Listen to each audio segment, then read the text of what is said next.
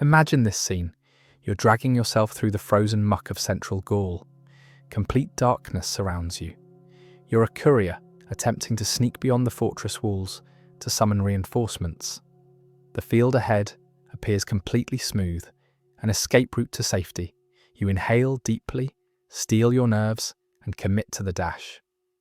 Without warning, the earth turns traitor, no indication whatsoever. Your limb drops into a concealed shaft, and a bone-chilling snap reverberates through the silence. This isn't a simple sprained ankle. You've descended into a lily trap, a Roman engineering horror where a fire-hardened oak spike lurks inside a cone-shaped cavity engineered precisely to obliterate the tibia of anyone reckless enough to sprint across it. Agony detonates through your leg, overwhelming and complete. You react instinctively and attempt to wrench yourself free, but the hook design of the shaft only wedges your shattered limb deeper. You're immobilized, defenseless, and then, from the blackness 50 paces distant, you detect the steady, measured breathing of a Roman centurion. He doesn't require combat to defeat you. The landscape has already crushed you. This is the nightmare reality of the siege of Alesia. It isn't a confrontation of blades and armor. It's an extermination by excavation and deprivation. Before we examine the savage brilliance behind these devices, if you appreciate discovering the grimmer tactical realities of warfare, please smash that like button and subscribe, and drop a comment below. Do you believe ingenuity or bravery determines wars? I examine every comment, and I'm fascinated to discover where you stand. In 52 BC, Julius Caesar confronted the inconceivable.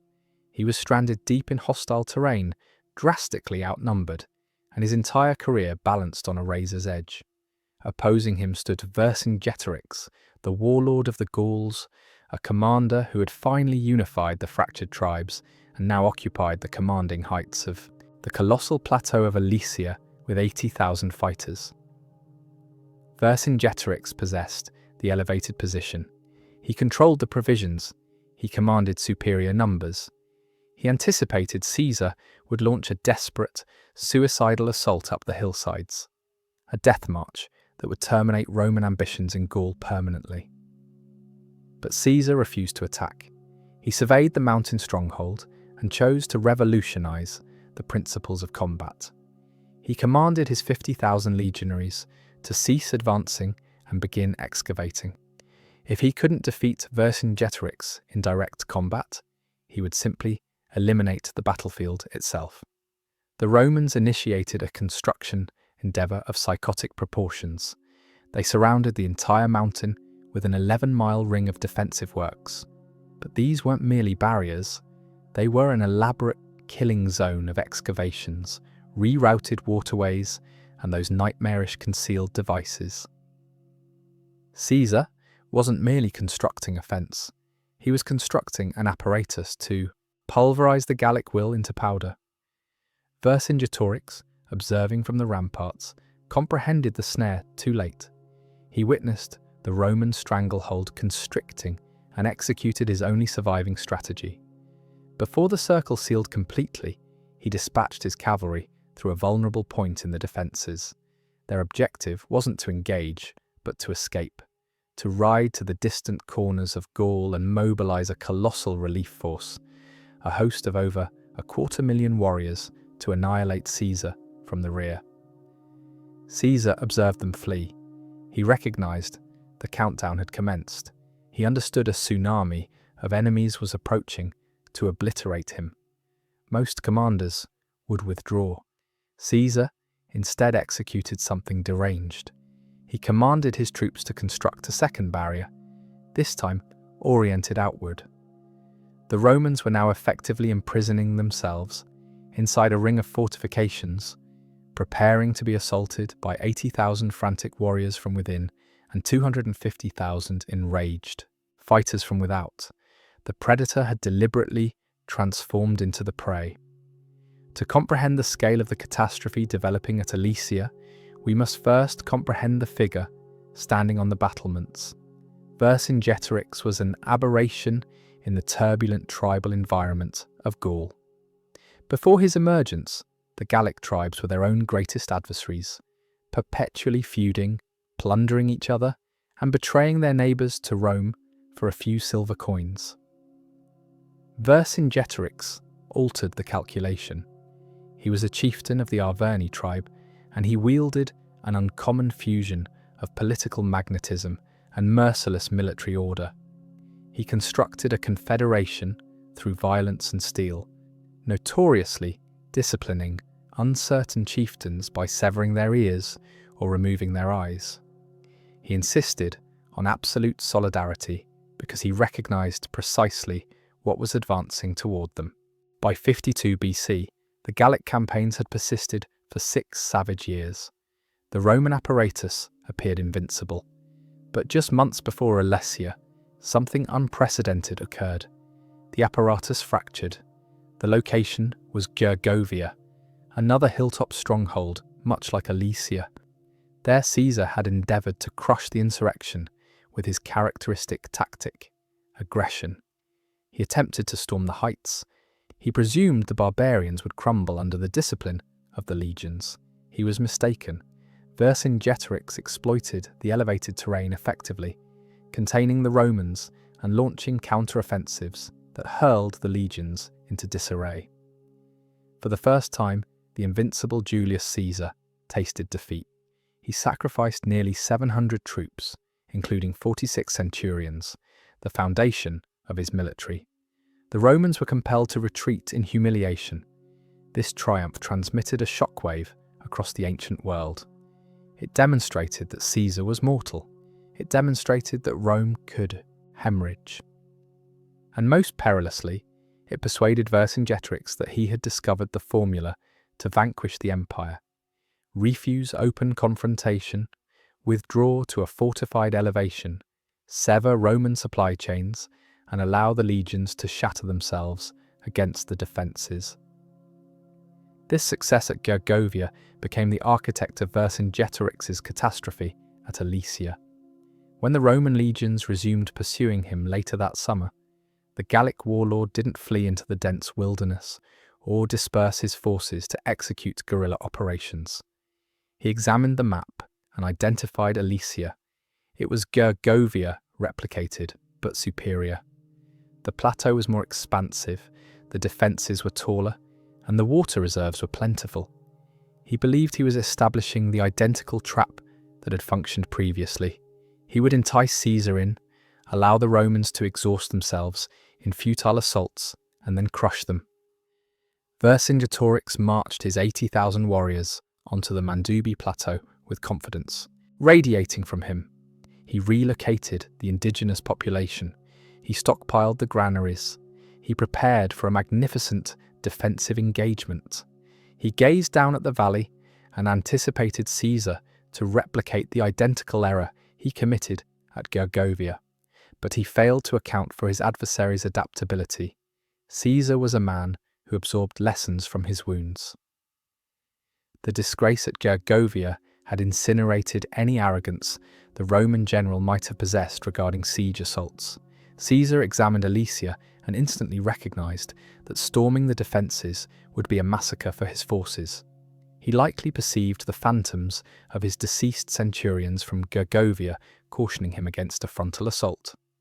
So when Vercingetorix gazed down from the ramparts on that initial day, anticipating to witness scaling ladders and battering rams, he witnessed something infinitely more terrifying. He witnessed surveyors. He witnessed engineers hammering stakes into the soil to calculate distances. He witnessed the legions establishing the perimeter for a barrier of their own. Caesar had transformed the contest. He wasn't going to combat Vercingetorix. He was going to disregard him. The psychological impact on the Gallic forces cannot be exaggerated.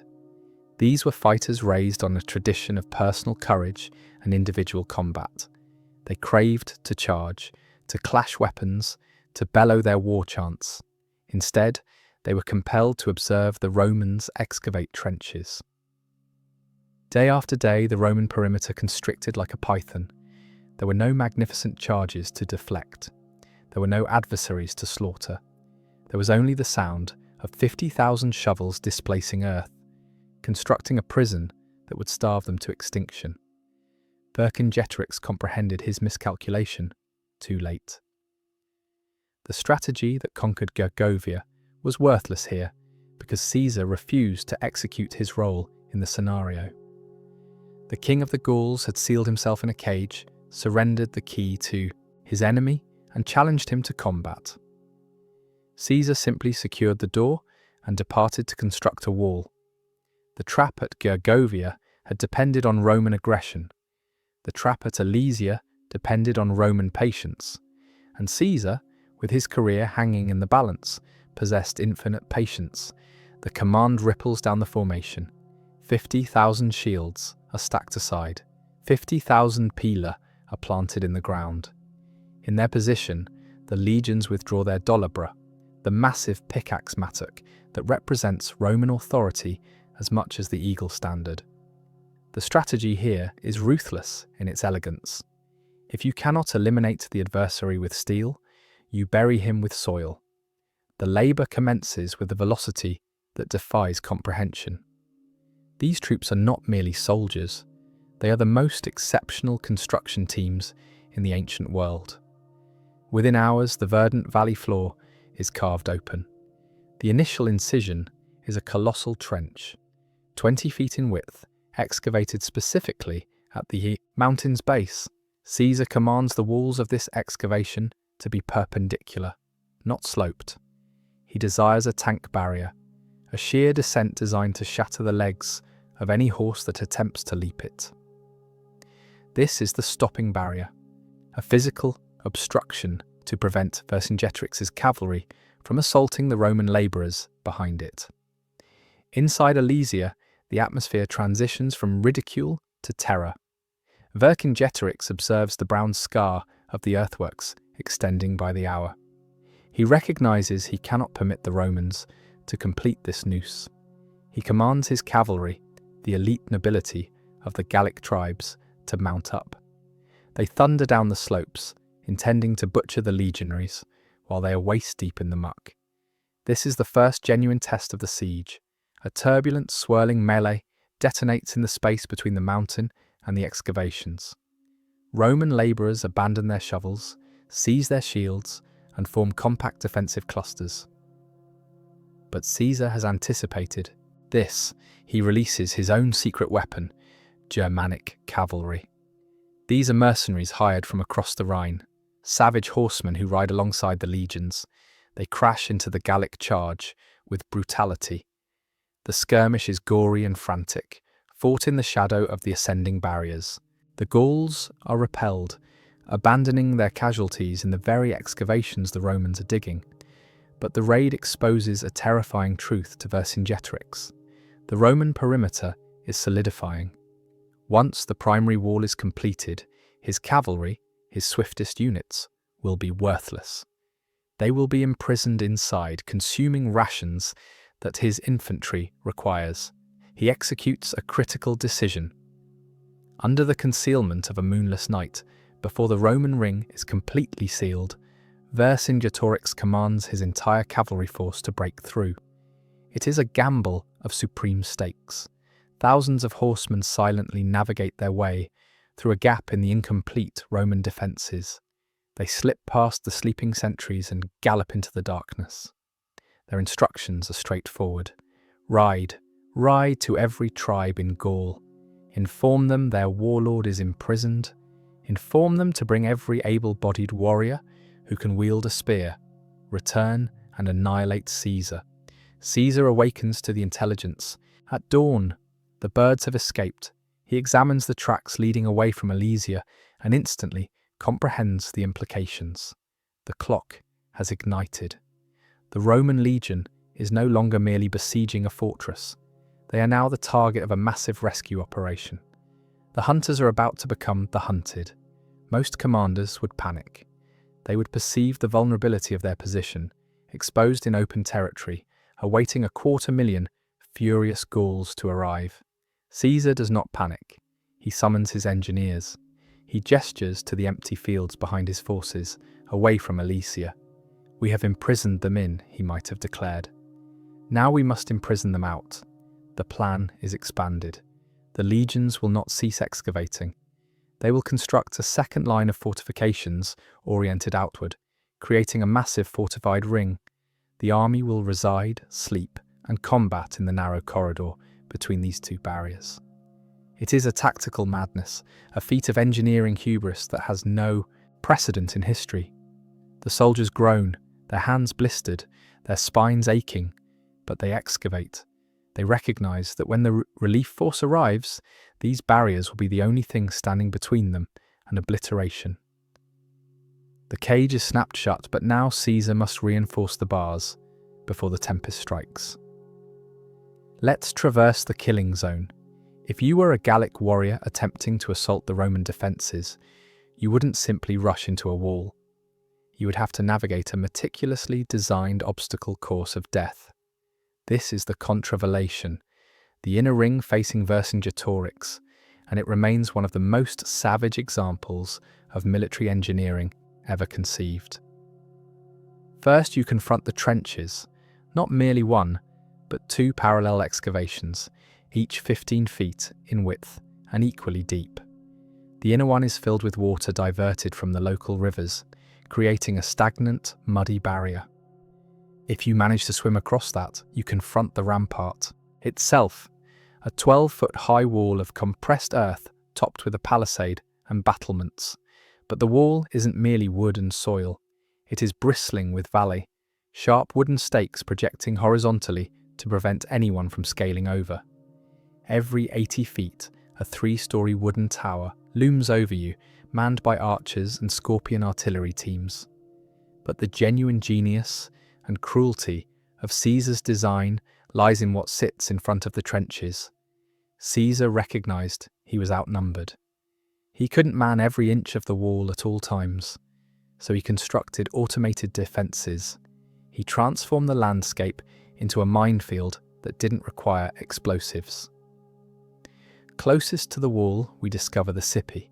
These are massive tree trunks buried deep in the ground, with their heavy branches sharpened into points and interlaced. They resemble the antlers of a colossal stag. They're designed to hold you in position, to entangle your formation, so the Roman archers on the wall can eliminate you at their leisure. If you survive the Cipi, you step into the field of lilies which we encountered earlier. 8 rows of these funnel shafts arranged in a checkerboard pattern. But there's more. Buried in the grass ahead of the lilies are the stimuli. These are the most insidious of all. They are simple blocks of wood with iron-barbed hooks driven into them, buried entirely underground, with only the hook protruding slightly above the soil. Think of them as ancient landmines. You can't perceive them. You step on one and the hook drives into the sole of your foot. When you instinctively pull your leg upward, the barb tears through nerves and muscle. A warrior crippled by a stimulus isn't dead. He is screaming, writhing on the ground, becoming an obstacle to the warriors behind him and a drain on the morale of his entire unit. Caesar's troops planted thousands of these. They created a no-man's land, roughly 400 yards in width. This was not a fair confrontation. It was a meat grinder. The Romans called these traps by innocent names. Lilies because they resembled flowers. Cipi meaning grave markers. It was a dark soldierly humour. Inside the fortifications, the legionaries laboured with the precision of watchmakers. They weren't merely excavating. They were manufacturing a landscape of terror. Every stake was sharpened to a needlepoint, and fire hardened to prevent decay and increase hardness. Every trench was measured precisely. They displaced millions of cubic feet of earth, not with machinery, but with baskets and muscle fueled by vinegar water and grain. For the Gauls observing from the heights, the psychological impact was devastating. They witnessed their sacred land being mutilated, turned against them. They realized that to reach the Romans, they would have to wade through a sea of concealed blades. Caesar had effectively informed them, "Come and get me, but you will bleed before you even perceive the whites of my eyes." By the time the second wall, the circumvallation facing outward, was completed, the Romans had constructed a total of nearly 25 miles of fortifications. They had enclosed themselves in a stronghold of their own creation. The stage was established. The machine was constructed. Now it just needed to be fed. While the inner walls suffocated Vercingetorix, a new threat was expanding on the horizon. The Gallic cavalry had accomplished their objective. The call to arms had spread like wildfire across the forests of Gaul. From the foggy coasts of Armorica to the mountains of the Arverni, tribes that had been adversaries for centuries put aside their blood feuds. They united for a single purpose: to crush the Roman invader. A massive relief force estimated by Caesar at 250,000 warriors, though modern historians suggest a still staggering 100,000, began the march toward Alesia. Caesar was now in a race against physics. He had to complete a second wall before this tsunami crashed into his rear. This was the circumvallation. If the inner wall was a prison, the outer wall was a fortress. It stretched for 14 miles, encompassing the entire Roman operation. The legionaries were now residing in a thin strip of land between two hostile perimeters. Imagine a long fortified corridor wrapping around a mountain. Inside this corridor lived 50,000 troops, thousands of horses, and all their provisions. They were the besiegers, yet they were also the besieged. The psychological strain of this position was unique. Usually, a besieging force sits comfortably in the countryside, raiding farms and sleeping securely. Here the Romans were imprisoned. They had to forage for provisions and water in a shrinking territory.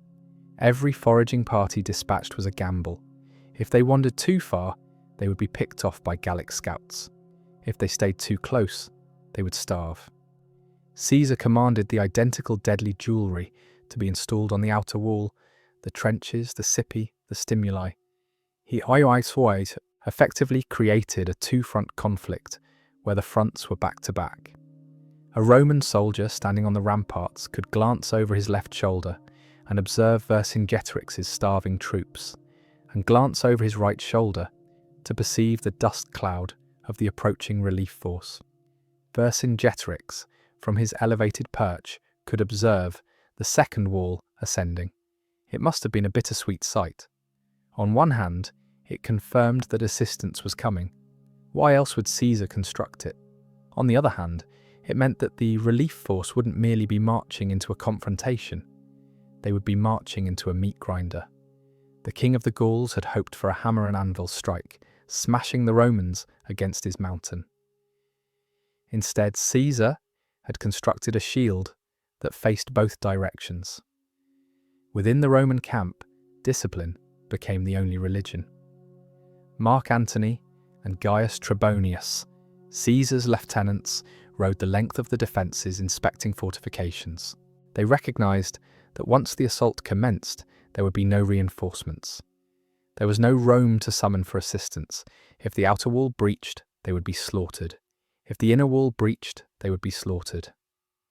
The genius of the circumvallation was not merely in its height or thickness, but in its denial of momentum.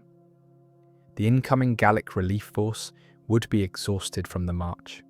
They would have to cross the zone of death under fire, breach the wall, and then combat fresh Roman legionaries. And even if they broke through, they would find themselves in a killing box, wedged between the two walls. As the days transformed into weeks, the silence grew oppressive. The construction noise faded. The walls were completed. The traps were established. The Roman army waited in their fortified ring, listening to the wind, checking their pila and watching the horizon. They were 50,000 troops alone in a hostile nation, encased in wood and earth, waiting for the world to end. Inside the walls of Alesia, the adversary was no longer the Romans. It was time. Vercingetorix had calculated his provisions for 30 days. 30 days had elapsed. The relief force was nowhere to be witnessed. The grain silos were empty. The cattle had been slaughtered. Panic began to replace discipline. The Gallic council convened in a grim atmosphere. Some chieftains suggested surrender. Others, like the Arvernian noble Critonatus, proposed a horrific solution: cannibalism. He argued that they should consume those too elderly or too weak to fight to sustain the warriors. Why not, he might have asked. We are fighting for freedom. Vercingetorix rejected cannibalism, but his alternative was hardly more humane. He decided to purge the fortress of useless mouths. This meant the elderly, the infirm, the women, and the children. Most tragic of all, these were not strangers. These were the Mandubi, the local tribe who had owned this town, who had opened their gates to Vercingetorix and welcomed his forces. Now, in return for their hospitality, they were being expelled from their own homes. The gates of Alesia creaked open.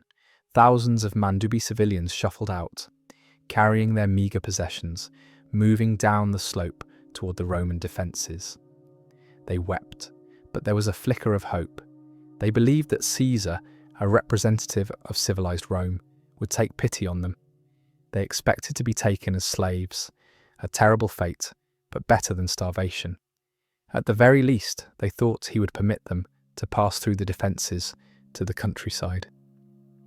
They reached the Roman trenches and gazed up at the legionaries on the ramparts. They begged for bread. They begged for enslavement. Caesar gazed down from his fortifications. His decision was instantaneous and frigid. He was not operating a charity. He was operating a siege. Every mouth he fed was a day's rations taken from his soldiers. If he permitted them to pass, he would lose the psychological leverage over Vercingetorix. He wanted the king of the Gauls to observe his own people suffer. Caesar commanded the gates to remain barred. The Mandubi turned back to Alesia, screaming for Vercingetorix to permit them to return. But the Gallic warlord, steeling himself for the confrontation to come, refused to open the gates. He could not afford to feed them. And so, the Mandubi were imprisoned in the no man's land between the two armies. The starvation tactics employed here reached a level of cruelty that is difficult to stomach, even 2,000 years later. For days, the civilians wandered the killing fields. They consumed the grass. They gnawed on leather and bark. Wives held up their starving infants to the walls, pleading with their husbands inside the fortress and the Romans outside. Both sides observed. The Roman legionaries, hardened warriors who had witnessed everything, had to stand guard and listen to the slow, agonizing death of thousands of innocents just yards away. The Gauls on the walls had to observe their families wither and die in the muck. It was a psychological torture designed to break the will of the defenders, but it also hardened the hearts of the Romans. By the time the relief force finally arrived, the cries from the ditch had largely stopped. The Mandubi were gone, reduced to corpses littering the obstacle course of Caesar's traps. This mass death served as a gruesome prelude to the final confrontation. It stripped away any illusion of honour. There was no chivalry remaining at Alesia. There was only the raw biological imperative to survive at any cost. The silence of the dead was finally broken, not by screams, but by the rumble of the earth. On the horizon, the standards of the relief force finally appeared. The cavalry arrived first, followed by an ocean of infantry. The outer wall was about to be tested. The starving warriors inside Alesia heard the commotion and grabbed their weapons with trembling hands. The waiting was over. The apocalypse had arrived. The horizon didn't merely shift, it came alive. The relief force, commanded by Commius and Vercingetorix's cousin Vercassivellaunus, spilled into the plain like an avalanche. Caesar estimated their numbers at 250,000 infantry and 8,000 cavalry. Even if modern historians trim those numbers, the Roman legionaries were staring at a force 4 times their size. The ground physically vibrated.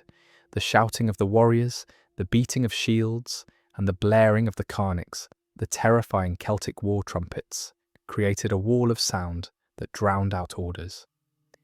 This was the defining moment of the Battle of Alesia. The trap was fully activated. Vercingetorix, observing from the citadel, witnessed the signal fire. He commanded his starving troops to throw open the gates. They didn't march out.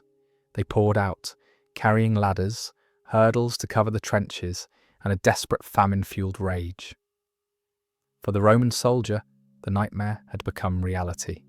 A legionary on the wall would hurl his pilum at the charging relief force, pivot 180 degrees, and draw his gladius to hack at Vercingetorix's warriors climbing up from the inside. The thin strip of land between the two walls became a pressure cooker. The first assault was a test of the engineering. The Gallic relief force charged blindly into the kill zone we described earlier.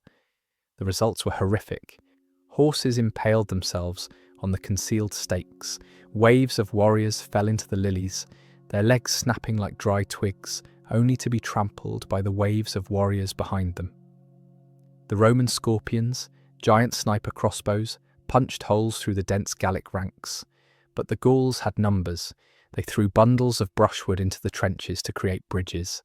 They tossed earth over the concealed spikes. They were paving a road with their own equipment and their own dead. Caesar stood at an elevated vantage point, arguably the busiest individual in the ancient world. He wasn't fighting, he was conducting. He observed for flags, listened for trumpets, and shifted his cohorts like chess pieces. Wherever the line buckled, he dispatched reserves. The Gallic wars had produced a force that could maneuver with fluid precision, even in total chaos. Nightfall brought no relief. Under the cover of darkness, the relief force launched a second massive wave. They brought grappling hooks and siege engines. The Romans, unable to perceive the enemy, hurled their heavy pila blindly into the darkness, aiming at the roar of the crowd. The screams of warriors pierced by the heavy javelins echoed through the valley. Inside the ring, the pressure was reaching a breaking point. Vercingetorix's warriors were tearing at the inner wall, filling the moat with clay and wood. The contest became a brutal grind of stamina. The Romans were fighting for their lives, knowing there was nowhere to flee. The Gauls were fighting for their existence, knowing this was their last chance to break the Roman yoke. By the morning of the second day, the assaults were repelled, but the cost was high. The Roman defences held, but they were thin. Tens of thousands of Gallic bodies littered the traps, rendering the stimuli and lilies useless. They were now buried under a carpet of corpses. The engineering advantage was gone. The Gallic commanders realised that brute force against the walls was failing. They stopped. They scouted. And then they discovered it. To the north, there was a flaw. The Roman defences could not completely enclose a steep hill called Mount Rhea. Due to the rugged terrain, the wall there was on lower ground, vulnerable, and guarded by only 2 legions. The Gauls didn't merely send a raiding party. They sent 60,000 of their best warriors, the super heavyweights of the relief force, to hammer this single crack in the armour. They moved at night, hiding behind the hill, waiting for high noon to unleash the death blow. The ocean of steel was about to funnel into a single devastating stream. High noon. The sun beat down on Mount Rhea. Suddenly, the hillside erupted.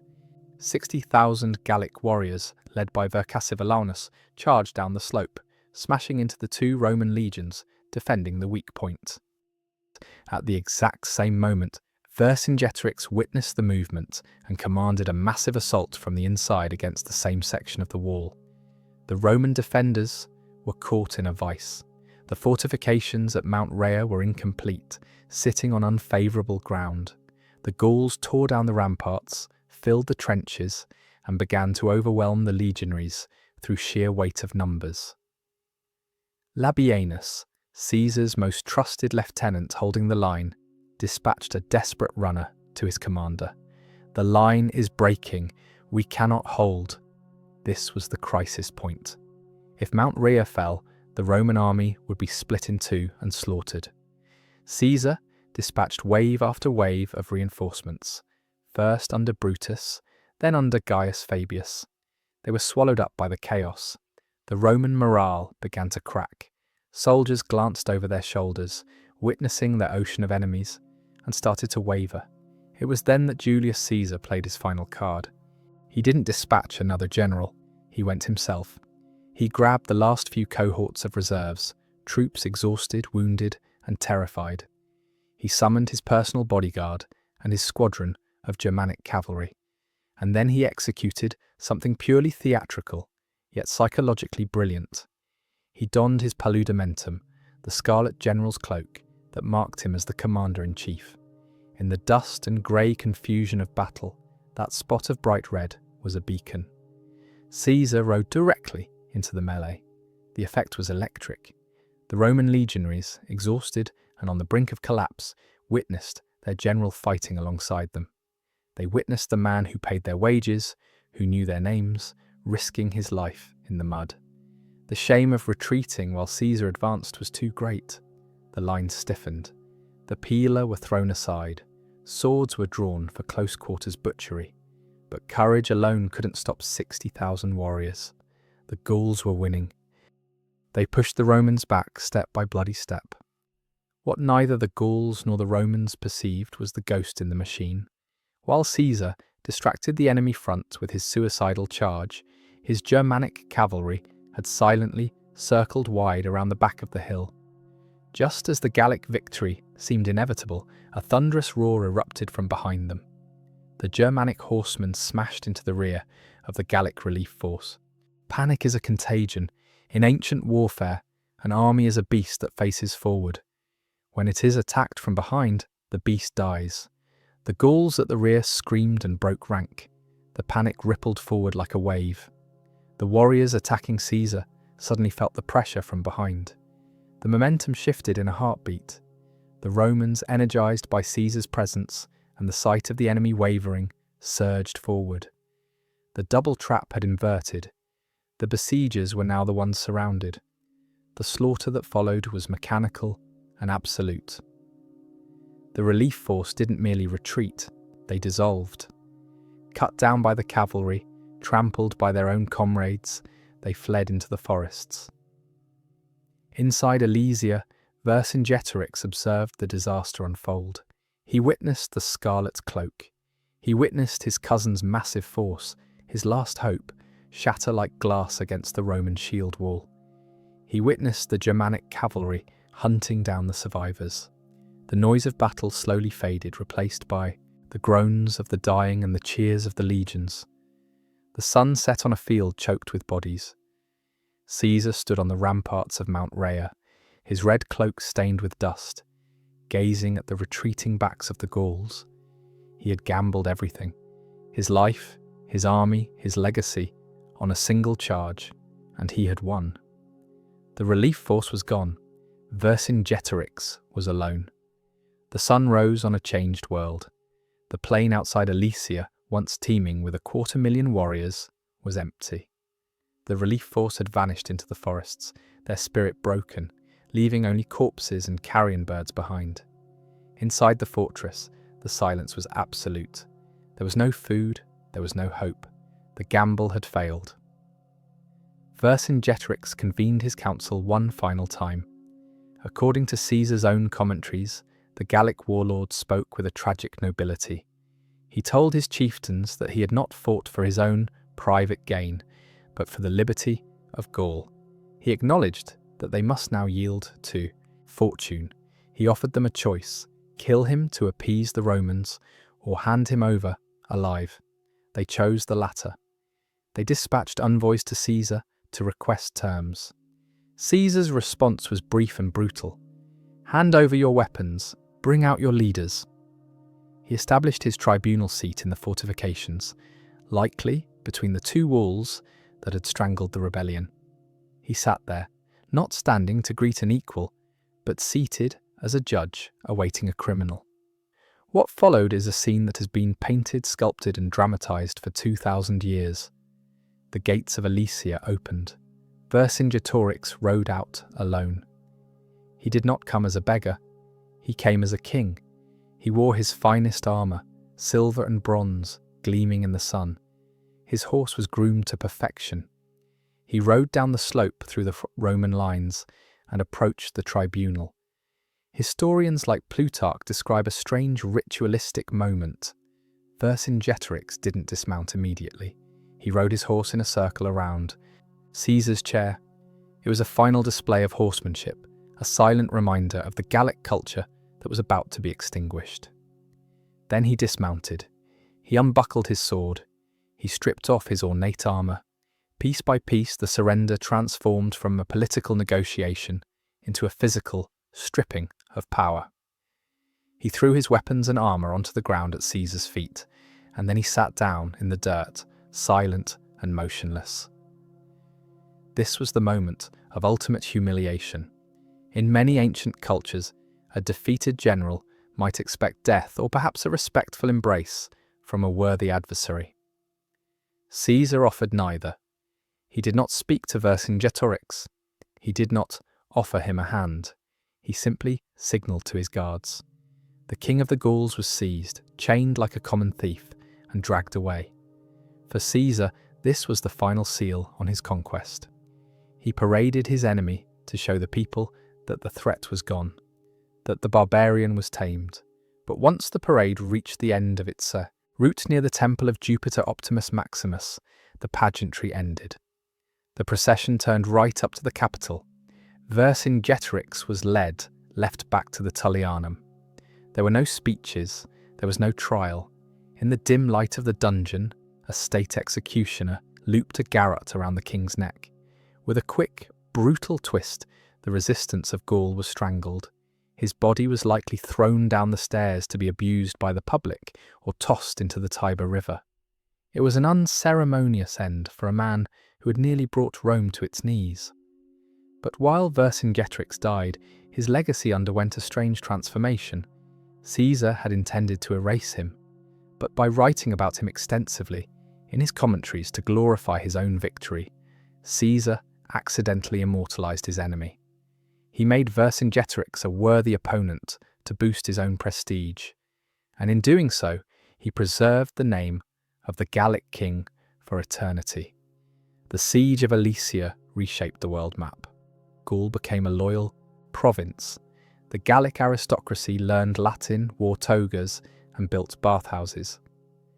Within a few generations, the distinct Celtic culture was absorbed into the Roman machine, creating the Gallo-Roman hybrid that would eventually give birth to modern France.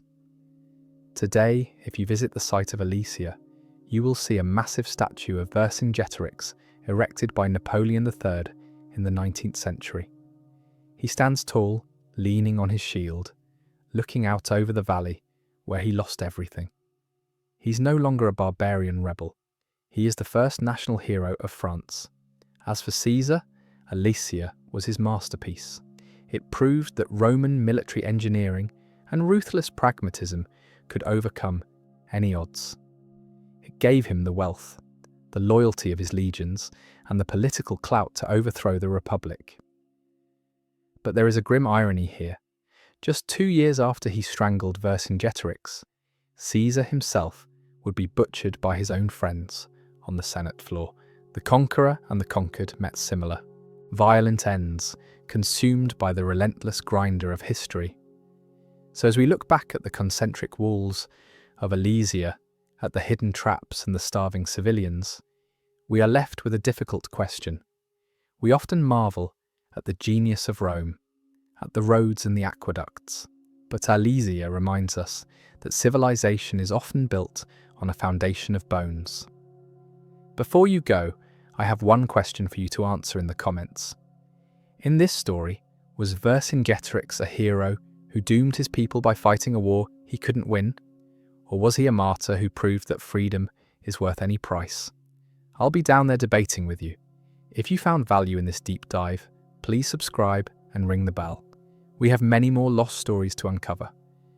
Until then, remember, history is not just names and dates, it is the study of survival. Imagine this scene. A blade hovers mere inches from cleaving an infant in two. The figure gripping the plough isn't insane, he's a monarch. Odysseus forces the iron share through the beach sand, bellowing nonsense, his eyes rolling back into his skull. He harnesses an ox and a donkey as a pair, wrestling with their incompatible strength, compelling them to haul the plough while he scatters salt across his own farmland. He's frantic to demonstrate he's descended into madness. But the warrior observing him, Palamedes, isn't convinced. Palamedes seizes the monarch's newborn son, Telemachus, from the nursemaid and hurls the infant directly onto the furrow, precisely in the trajectory of the approaching blade. The challenge is savage and straightforward. If Odysseus is genuinely insane, he'll crush the child. If he's rational, he'll halt. In an instant, the lunatic veers away. He wrenches the reins, rescuing the boy and betraying his own deception. The performance is finished. The soldiers seize him. The conscription has formally commenced, and the authentic Odysseus is hauled away from the only existence he ever craved to safeguard.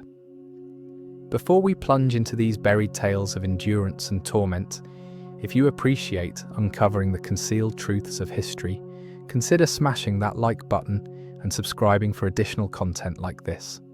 And please drop a comment below to inform me where you're watching from. I find it fascinating that we're excavating these ancient tales together from disparate corners of the planet, bound across time and distance by our collective curiosity for the past. That instant on the shoreline reveals everything you need to comprehend. Abandon the marble sculptures and the noble rhetoric. This is a narrative about a figure who would devastate his own realm just to evade a conflict, and he possessed valid reasons to be petrified. The year is roughly 1200 BC. The world is collapsing. Historians label it the Bronze Age collapse. But for those experiencing it, it resembled the apocalypse.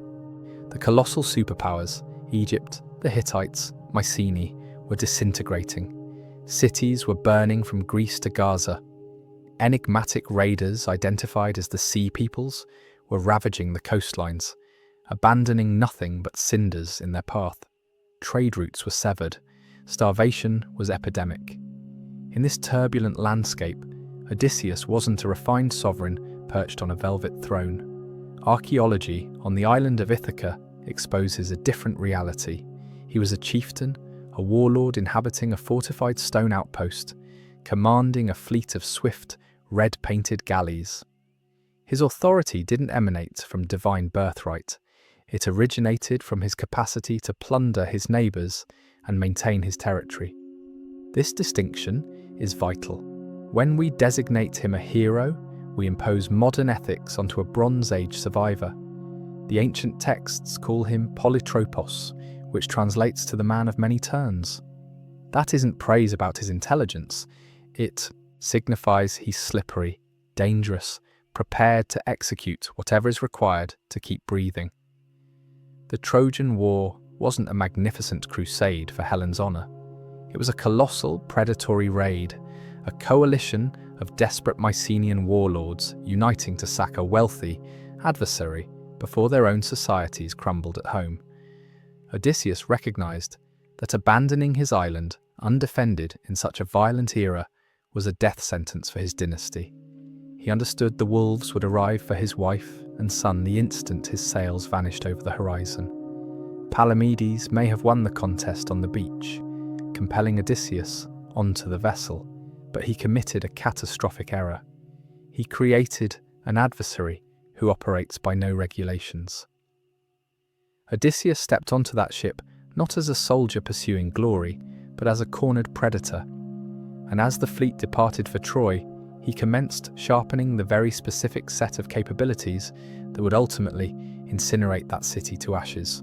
To comprehend why that figure on the shore was prepared to bisect his own son to preserve him, we must examine his bloodline.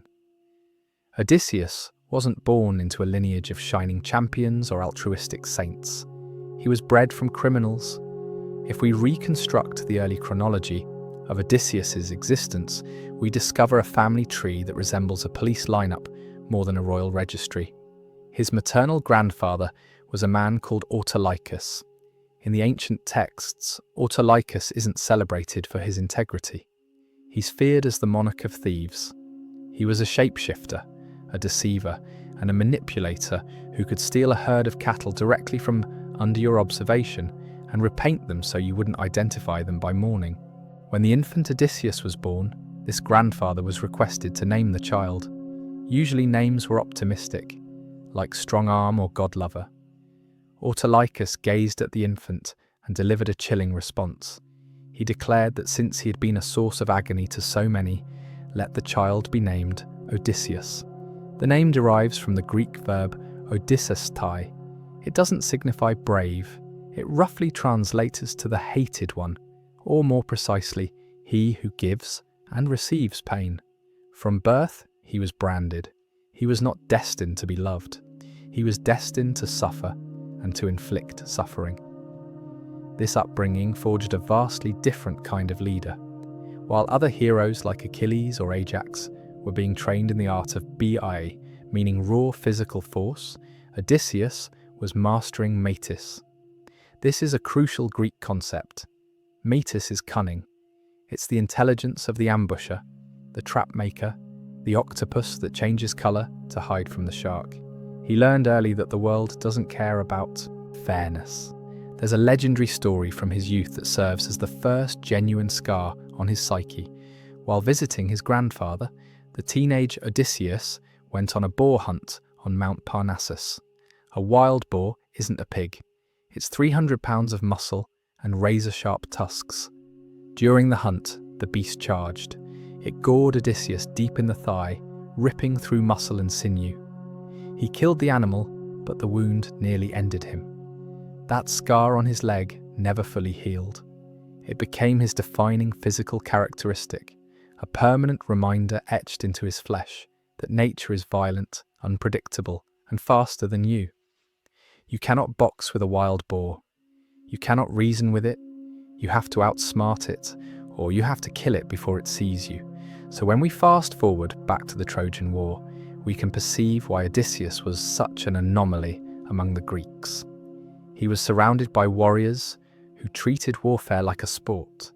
They wanted to drive their chariots into the open field and duel for glory. Odysseus examined the walls of Troy and saw a mathematical problem. He didn't care about glory. He cared about efficiency. He recognized that a fair fight is a foolish fight. This philosophy terrified his enemies, but it also unsettled his allies. The Greeks required his brain, but they despised his methods. He was the man you summoned when you needed a dirty job done in the darkness. And the first person to learn this lesson the brutal way was Palamedes, the clever soldier who had thrown baby Telemachus in front of the plough. Odysseus never forgave him. For years he waited, nursing that grudge, observing Palamedes rise in the ranks, and then he struck. Not with a sword, but with a lie. Odysseus forged a letter from the Trojan king Priam, planted gold in Palamedes' tent, and framed his own comrade for treason. The Greeks, easily manipulated, stoned Palamedes to death. Odysseus observed the execution of the man who had forced him into the war. He didn't lift a finger to save him. He had essentially murdered a fellow officer to settle a personal score. The transformation was complete. The son of pain had arrived at Troy, and he was just beginning. If you examine the timeline of the Trojan War, the fighting didn't last for a few weeks. It dragged on for 10 grinding years. And for 9 of those years, almost nothing occurred. We need to obliterate the Hollywood image of constant adrenaline-fueled duels. The reality of historical Troy was a decade of stalemate. It was a siege, not a sprint. For the Greeks beached on the coast, it meant dysentery, flies, rusted bronze, and boredom. They were stuck between the impenetrable walls of the city and the indifferent sea, watching their supplies rot and their morale evaporate. In this environment, the shiny, muscle-bound heroism of warriors like Achilles began to lose its value. Achilles was a blunt instrument. He was excellent for a terrifying charge across an open plain, but he was worthless at solving the problem of a 50-foot stone wall. Then the unthinkable occurred.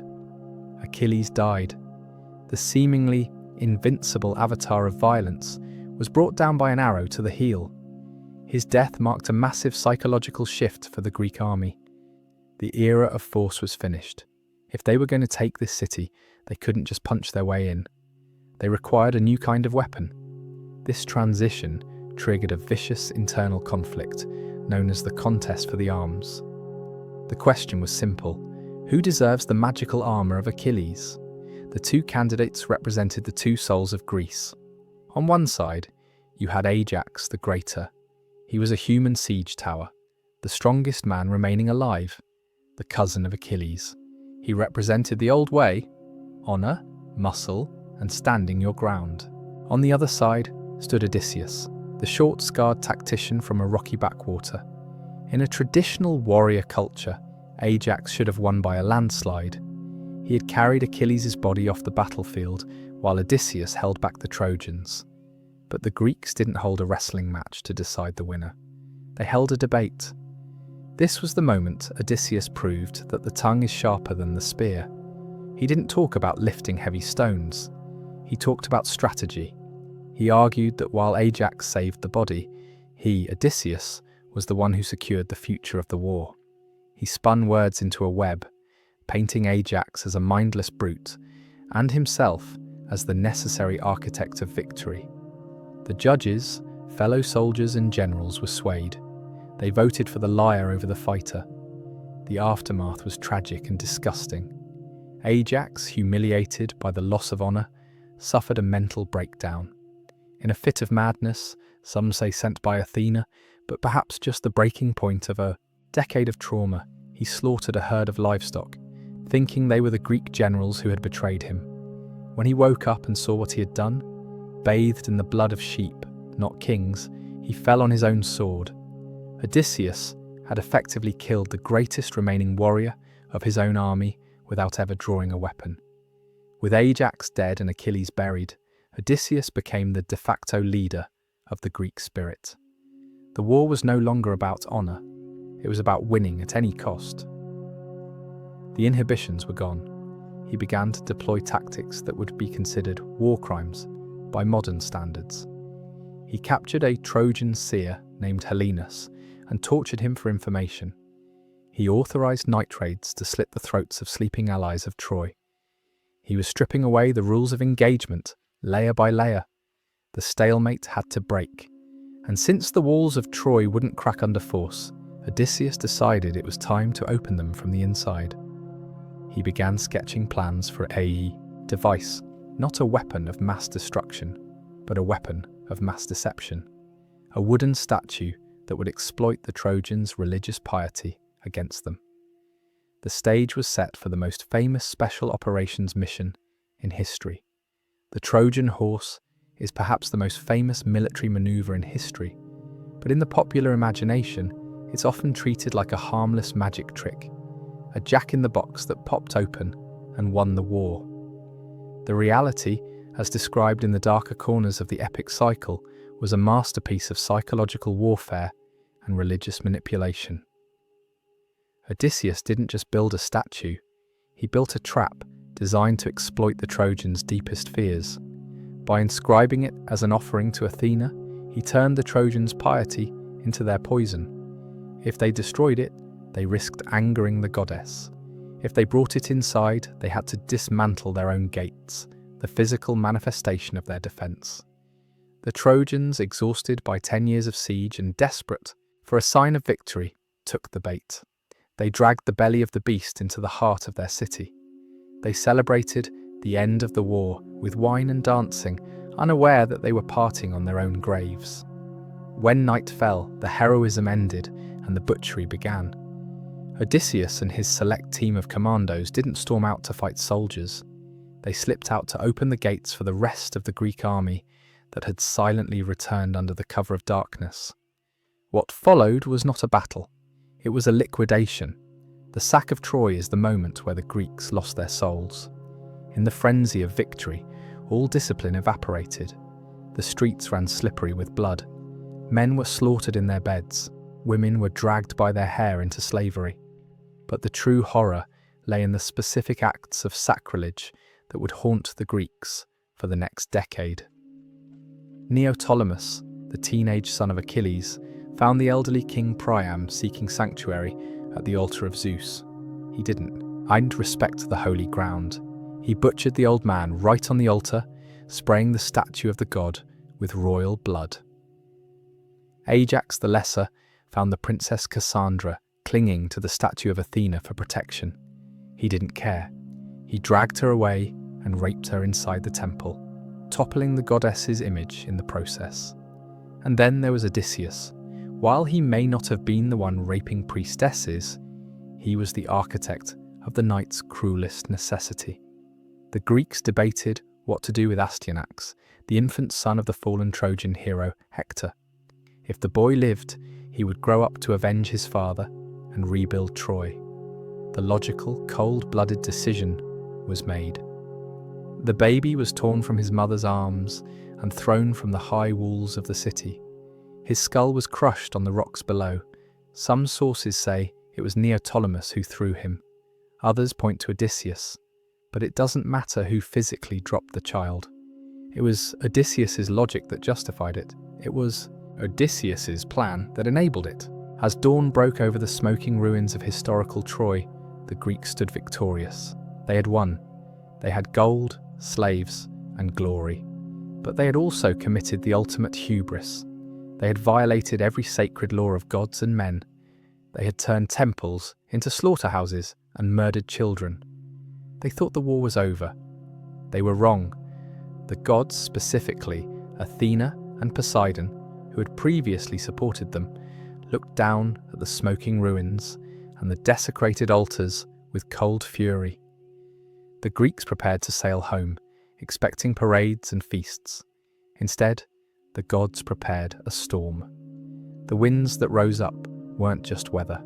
They were divine retribution. The fleet would be scattered. Ships would be smashed against the rocks. The short journey across the Aegean would turn into a 10-year nightmare.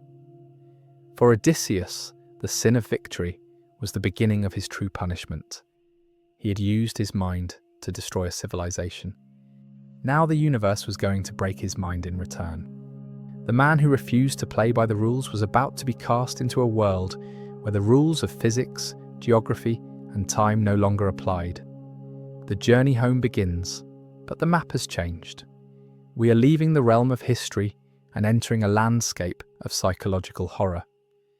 The first stop for the fleet isn't a battlefield, but a drug den. They land on the coastline of the Lotus Eaters. In the myth, the scouts eat a mysterious flower and lose all desire to return home. They just want to stay and dream. If we view this through the lens of a Bronze Age collapse survivor, the metaphor is screaming at us. These warriors have just spent 10 years butchering people. They're traumatized. The lotus is likely an allegory for the opium poppy, which was widely cultivated in the ancient Mediterranean. Odysseus finds his troops stoned, checked out, and happy for the first time in a decade. A compassionate leader might have let them rest. But Odysseus is not compassionate. He is driven. He drags them back to the ships weeping and ties them to the rowing benches.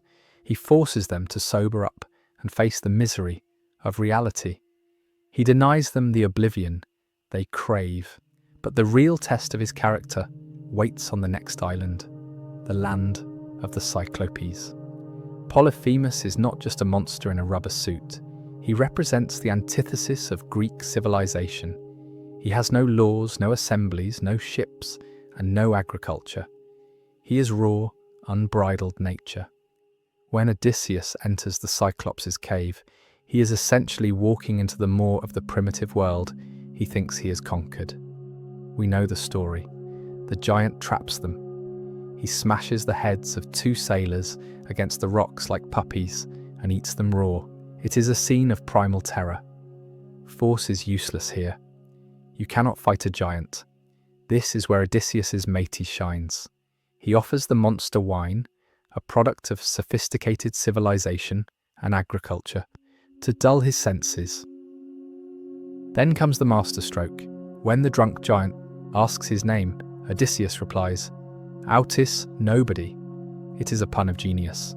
When he blinds the giant with a burning olive stake and Polyphemus screams for help, the other Cyclopes ask, "Who is hurting you?" Polyphemus screams back, "Nobody's hurting me." So his neighbours go back to bed. Odysseus has weaponized language itself. But then he ruins it. They escape. They're on the ship. They're safe. The smart thing to do is to shut up and sail away. But Odysseus cannot do it. His ego is too big. He has defeated a monster and he needs the credit. He needs the glory. He stands on the deck and screams back at the blinded giant. If anyone asks who blinded you, tell them it was Odysseus, sacker of cities, son of Laertes, from Ithaca. It is the stupidest thing he has ever done. He gives the monster his address. Polyphemus realizes his enemy is a mortal man, not a spirit. He prays to his father Poseidon, the god of the sea. He gives Poseidon the target's exact name. The curse is laid. A massive boulder thrown by the blind giant splashes just behind the ship, a warning shot from the gods. Odysseus survived the cave because he was nobody. He doomed his entire crew because he insisted on being somebody. This moment confirms that the greatest danger to the fleet isn't the monsters on the islands. It's the arrogance of the captain on the deck. If the Cyclops was a test of wits, the island of Aia is a test of will. Here lives Circe, a minor goddess with a terrifying power. She invites sailors in, feeds them a drugged mixture of cheese, barley and honey, and then, with a tap of her wand, strips them of their humanity. She turns them into pigs. It is easy to read this as a fairy tale, but strip away the magic, and you see a harsh commentary on soldiering.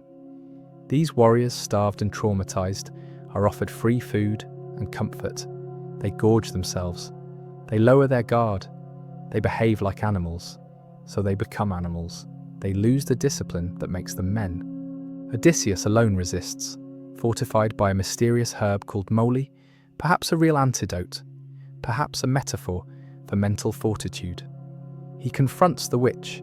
He draws his sword, a phallic assertion of dominance, and forces her to swear an oath not to harm him. But even he is not immune to the comfort she offers. He stays in her bed for a year. While his wife waits in Ithaca, Odysseus pauses his journey to play house with the goddess. It is his crew who eventually have to shame him into leaving. They have to remind the captain that he has a home, but Circe gives him a piece of advice that freezes his blood. To get home, he cannot sail east or west. He must sail down. He must perform a catabasis, a descent into the underworld, to consult the dead prophet Tiresias. This is the psychological pivot point of the entire epic. The hero must die metaphorically before he can be reborn. He sails to the edge of the world, to the sunless lands of the Cimmerians. He digs a trench and fills it with the blood of black rams. And they come. The spirits of the dead swarm up like moths to a flame, desperate to drink the blood that will give them a moment of speech. First, he sees his own mother, Anticlea. This is a gut punch. When he left for Troy, she was alive. He tries to embrace her 3 times, and 3 times she slips through his arms, like smoke. She tells him she didn't die of old age or disease. She died of grief. She died waiting for him. The guilt is crushing. Odysseus realizes that his glory at Troy has killed the person who loved him most. Then the shade of Achilles approaches. The great warrior, the man who chose a short life for eternal fame, now rules as a prince of the dead. Odysseus tries to flatter him, praising his legendary status. Achilles cuts him off with a line that shatters the entire code of the heroic age. He says, "Do not speak to me soothingly about death, glorious Odysseus. I would rather be a paid servant in a poor man's house above ground than king of kings among all the dead." Let that sink in. The greatest hero of Greek mythology is telling you that it was all a waste. All the medals, all the songs, all the statues, they are worthless compared to a single breath of life. This is the moment Odysseus truly changes. He stops caring about being a hero. He stops caring about how history will remember him. He realizes that the only thing that matters is survival. The only thing that matters is getting back to the land of the living. Tiresias the prophet then delivers the final blow. He tells Odysseus that the journey ahead will cost him everything. He warns him about the cattle of the sun god. He warns him that even if he returns to Ithaca, his house will be filled with enemies. Odysseus climbs back onto his ship, but he is a haunted man. He has seen the end of the line. He knows now that death is not glorious. It is cold, empty, and final. And he will do absolutely anything, no matter how ruthless, to avoid joining those Ghosts in the dark. Fresh from the horrors of the underworld, Odysseus is no longer exploring. He is fleeing, but the ocean has one final gauntlet to run him through. A series of tests designed to strip him of everything he has left. His crew, his ship, and his pride. First, the sirens. Forget the Victorian paintings of beautiful women on rocks. In the earliest Greek art, sirens were bird women, scavengers with the faces of maidens. And their weapon was not lust, it was knowledge. Listen to the lyrics Homer gives them. They sing, "We know all the pains that the Greeks and Trojans suffered on the wide plain of Troy. They are tempting Odysseus with the one thing he can't resist, his own story. They promise him total understanding of the past. For a man suffering from the trauma of war, the desire to wallow in that glory and pain is an addiction. Odysseus begs to be untied, screaming to join them. He wants to drown in his own legend. But the ropes hold. His crew, ears plugged with beeswax, rows on. They save him from his own ego, but they can't save him from the Strait of Messina. Here Odysseus faces the ultimate leadership dilemma, the choice between Scylla and Charybdis. On one side, a whirlpool that will sink the entire ship, killing everyone. On the other, a six-headed abomination living in a cliffside cave that will guaranteed snatch 6 men. It is a mathematical calculation. Total loss versus partial loss. The trolley problem of the Bronze Age. Odysseus makes the cold, rational choice. He steers toward the monster. But here is the kicker. He doesn't tell the crew. He puts on his armor, grabs 2 spears, and stands on the prow looking like a hero. But he knows he is just serving up bait. The moment hits like a thunderclap. Scylla strikes. 6 of his strongest warriors, the ones who had survived Troy, the Cyclops, and the underworld, are hoisted into the air, screaming his name. Homer writes that this was the most pitiable thing Odysseus ever saw with his eyes. He watches them get eaten alive, their feet dangling from the monsters' mouths, while he sails the rest of the ship to safety. He saved the ship, but he broke the bond of trust. The warriors know. They know their captain views them as expendable assets. That broken trust leads to the final disaster on the island of the sun god. They are trapped by storms. They are starving. Odysseus goes inland to pray, or perhaps to hide from their accusing eyes, and falls asleep. While he sleeps, the starving warriors butcher the sacred cattle. It isn't an act of rebellion. It is an act of biological desperation. The gods do not forgive. When they launch the ship again, Zeus strikes it with a lightning bolt. The vessel explodes, the timbers shatter. Every single man, Eurylochus, Perimedes, Elpenor, drowns in the black water. All of them except one. Odysseus clings to a piece of debris, drifting alone in the vast indifferent ocean. The general is gone. The captain is gone. He washes up on the island of Ogygia, the home of the nymph Calypso. This is not a vacation. It is a 7-year sentence. Calypso loves him, yes, but she loves him like a pet. She offers him immortality and eternal youth if he stays. He refuses. Picture the scene. A man who has fought gods and monsters, now sitting on a rock, staring at the horizon, weeping every single day for 7 years. He has no sword. He has no crew to command. He is stripped bare. The man of many ways has no way out. He realizes that immortality without home is just a shiny prison. He would rather die a mortal man in Ithaca than live forever as a boy toy in paradise. He's finally ready to go home, not as a conqueror, but as a beggar. When Odysseus finally steps onto the sand of Ithaca, the camera doesn't pull back for a glorious wide shot of a king returning to his throne. Instead, we find a confused old man waking up in the mist. He doesn't even recognize his own country. 20 years have reshaped the landscape, just as they have reshaped him. He is home, but he's not safe. In fact, he is in more danger here than he was in the Cyclops' cave. The palace is occupied. 108 young aristocrats, the suitors, have taken over his great hall.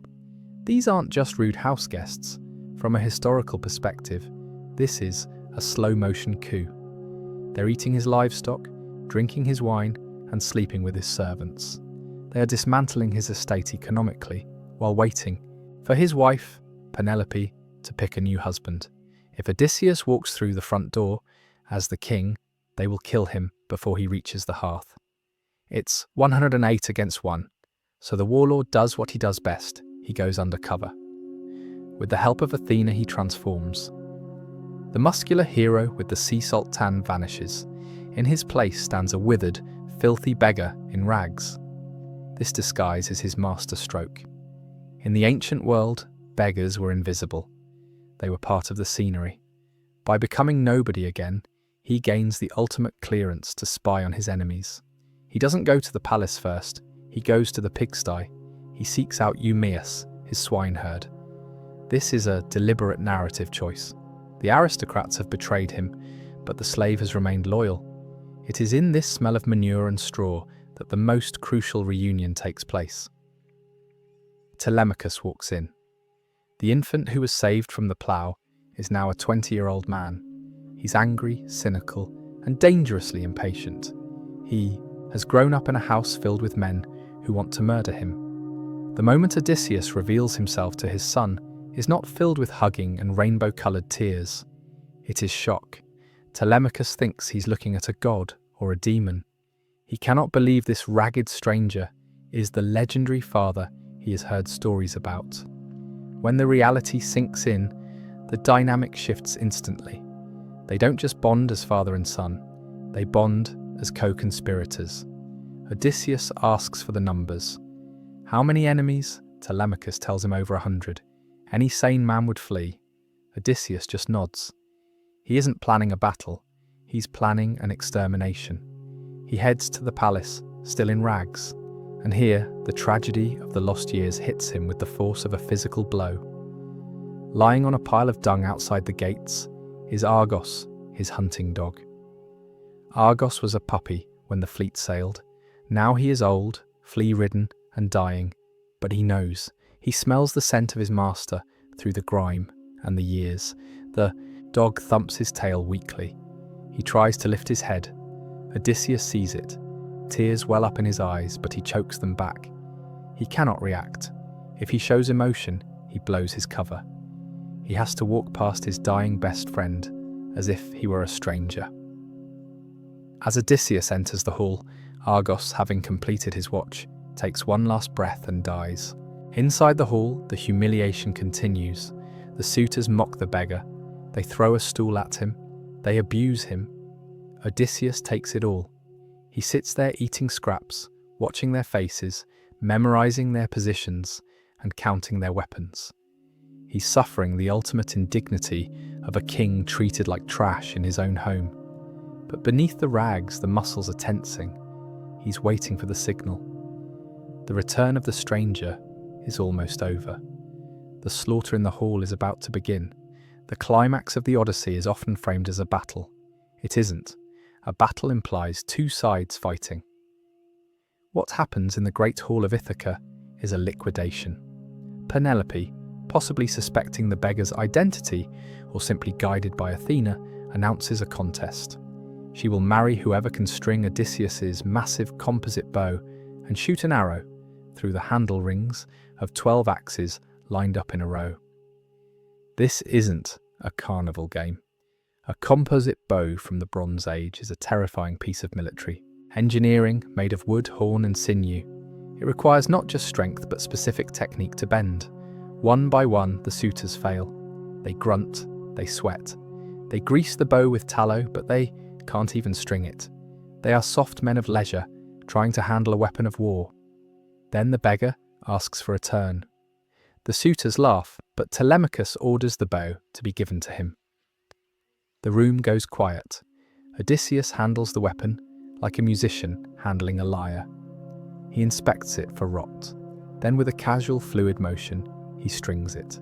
He plucks the string, and Homer writes that it sang like a swallow. That sound is the dinner bell for death. He knocks an arrow. He doesn't even stand up from a sitting position. He fires.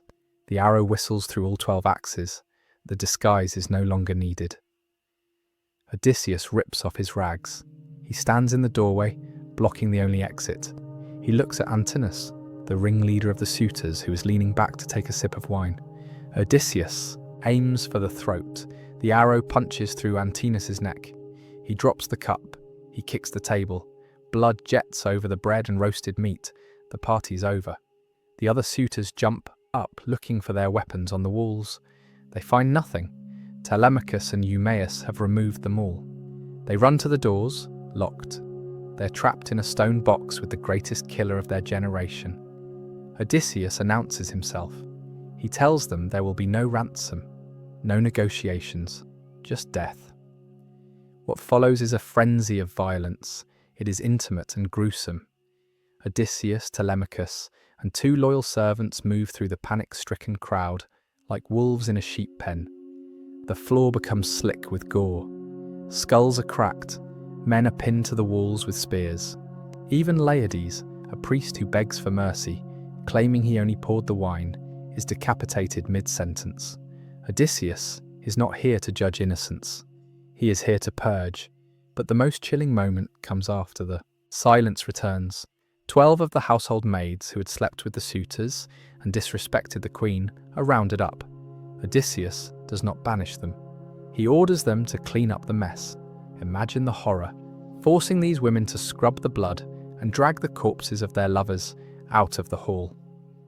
When the work is done, Telemachus asks if they should be killed cleanly with swords. Odysseus says, "No, that is too honourable." They tie a ship's cable between a pillar and the rotunda. They string the women up by their necks, all 12 in a row. Homer uses a haunting image to describe their death. Their feet twitched for a little while, but not for long. This is the real Odysseus. Not a shining knight, but a Bronze Age warlord who believes that order can only be restored through absolute, terrifying extermination. The king is back, and his hands are stained red up to the elbows. Most versions of the story end there. The bad guys are dead. The king kisses the queen, and the credits roll.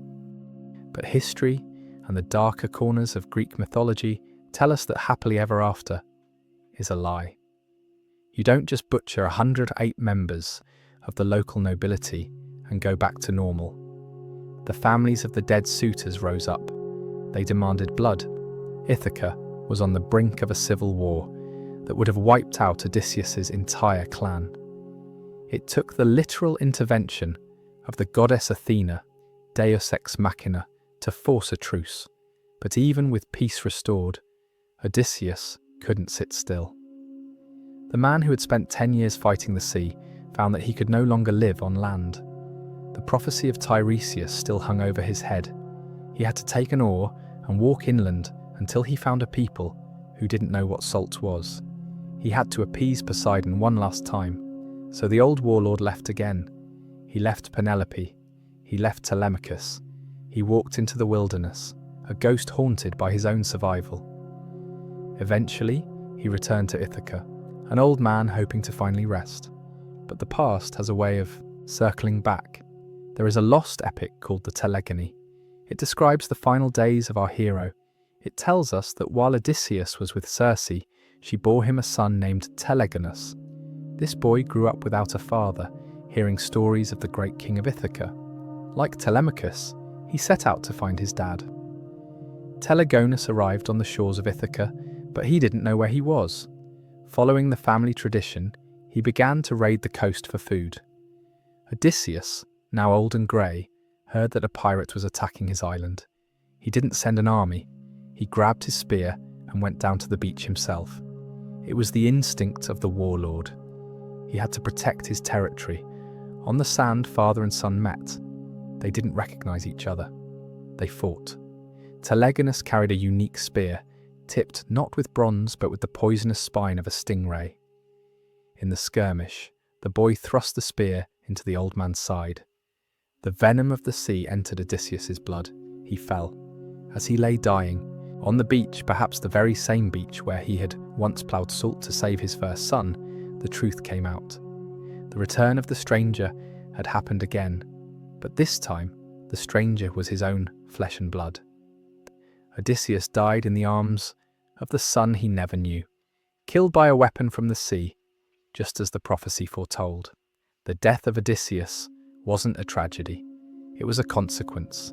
He was a man who lived by the sword, by the raid, and by the lie. He survived the end of the world. He outsmarted gods, monsters, and men. But in the end, he couldn't outrun his own biology. So who was the real Odysseus? He wasn't a saint. He was a war criminal, a pirate, a terrible father, and a ruthless politician. But he is also the most human character in all of mythology. He represents the terrifying resilience of the human spirit. He shows us that survival is messy, that getting home requires us to leave pieces of ourselves behind, and that sometimes the monsters we fight in the dark are just reflections of the men we have become. We look at him and we see ourselves, struggling against the storms of life, just trying to get back to where we belong, hoping that when we finally get there, we still recognize the person in the mirror. If you've stuck with me through this 10-year journey, thank you. If this deep dive into the brutal reality of the Bronze Age changed how you see the Odyssey, please subscribe and turn on notifications. I have a lot more forgotten history to uncover with you, and let me know in the comments, do you think Odysseus was a hero or a villain who just happened to win?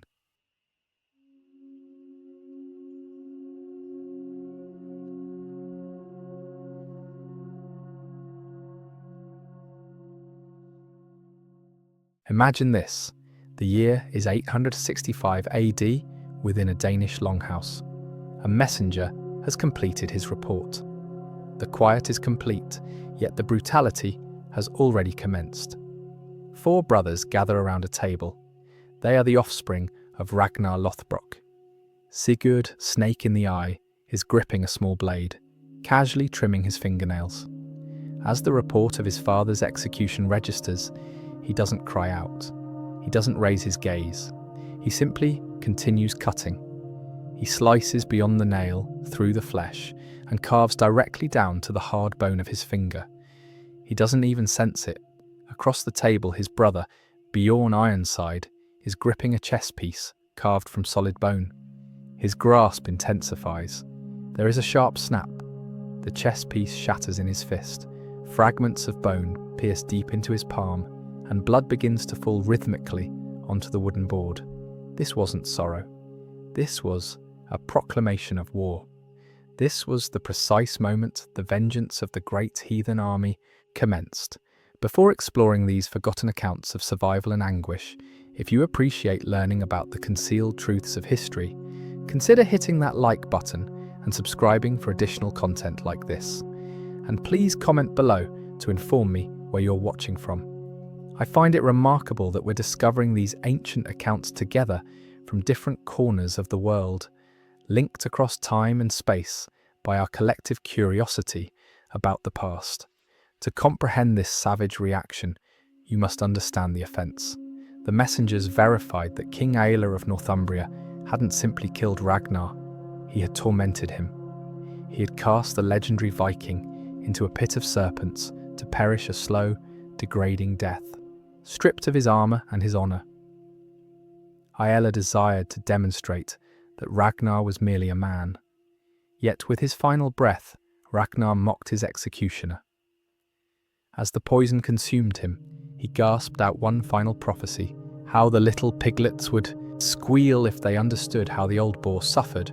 So King Aelle believed he was eliminating a threat. In truth, he was igniting a fuse. He forgot that the old boar had offspring, and those piglets were now the most lethal warlords in Europe. The response in Denmark was immediate. There were no tears, there was only mobilization. Sigurd extracted the blade from his bone. Bjorn cleaned the blood from his hand. They dispatched a summons that reached every region of the Viking world. This would not be a raid for silver or captives. They didn't desire treasure. This was a mission with a single savage objective: annihilation. Warriors gathered to their banner from Norway, Sweden and Ireland. Enemies set aside old grudges. Mercenaries declined payment just to participate. They were all attracted by the scale of the target. King Aelle assumed he was protected in his stone fortress across the sea. He had no concept that he'd just summoned a force unlike anything England had ever witnessed. The great heathen army was launching, and they were arriving to ensure that every single individual involved in Ragnar's death would perish screaming. In late 865 AD, the sentries on the coast of East Anglia gazed out at the horizon and witnessed something that froze their hearts. Typically, a Viking alarm meant 3, perhaps 5 long ships, swift hit-and-run raiders. Yet this time, the horizon itself appeared to be advancing. Hundreds of dragon-headed vessels cut through the fog. This wasn't a raiding party. It was a floating metropolis. It was a migration of death. Historians designate it the Great Heathen Army, yet the Anglo-Saxon Chronicle simply refers to it as the Mæsalhjør, the Great Host. It wasn't merely warriors, it was smiths, women, children, and horses.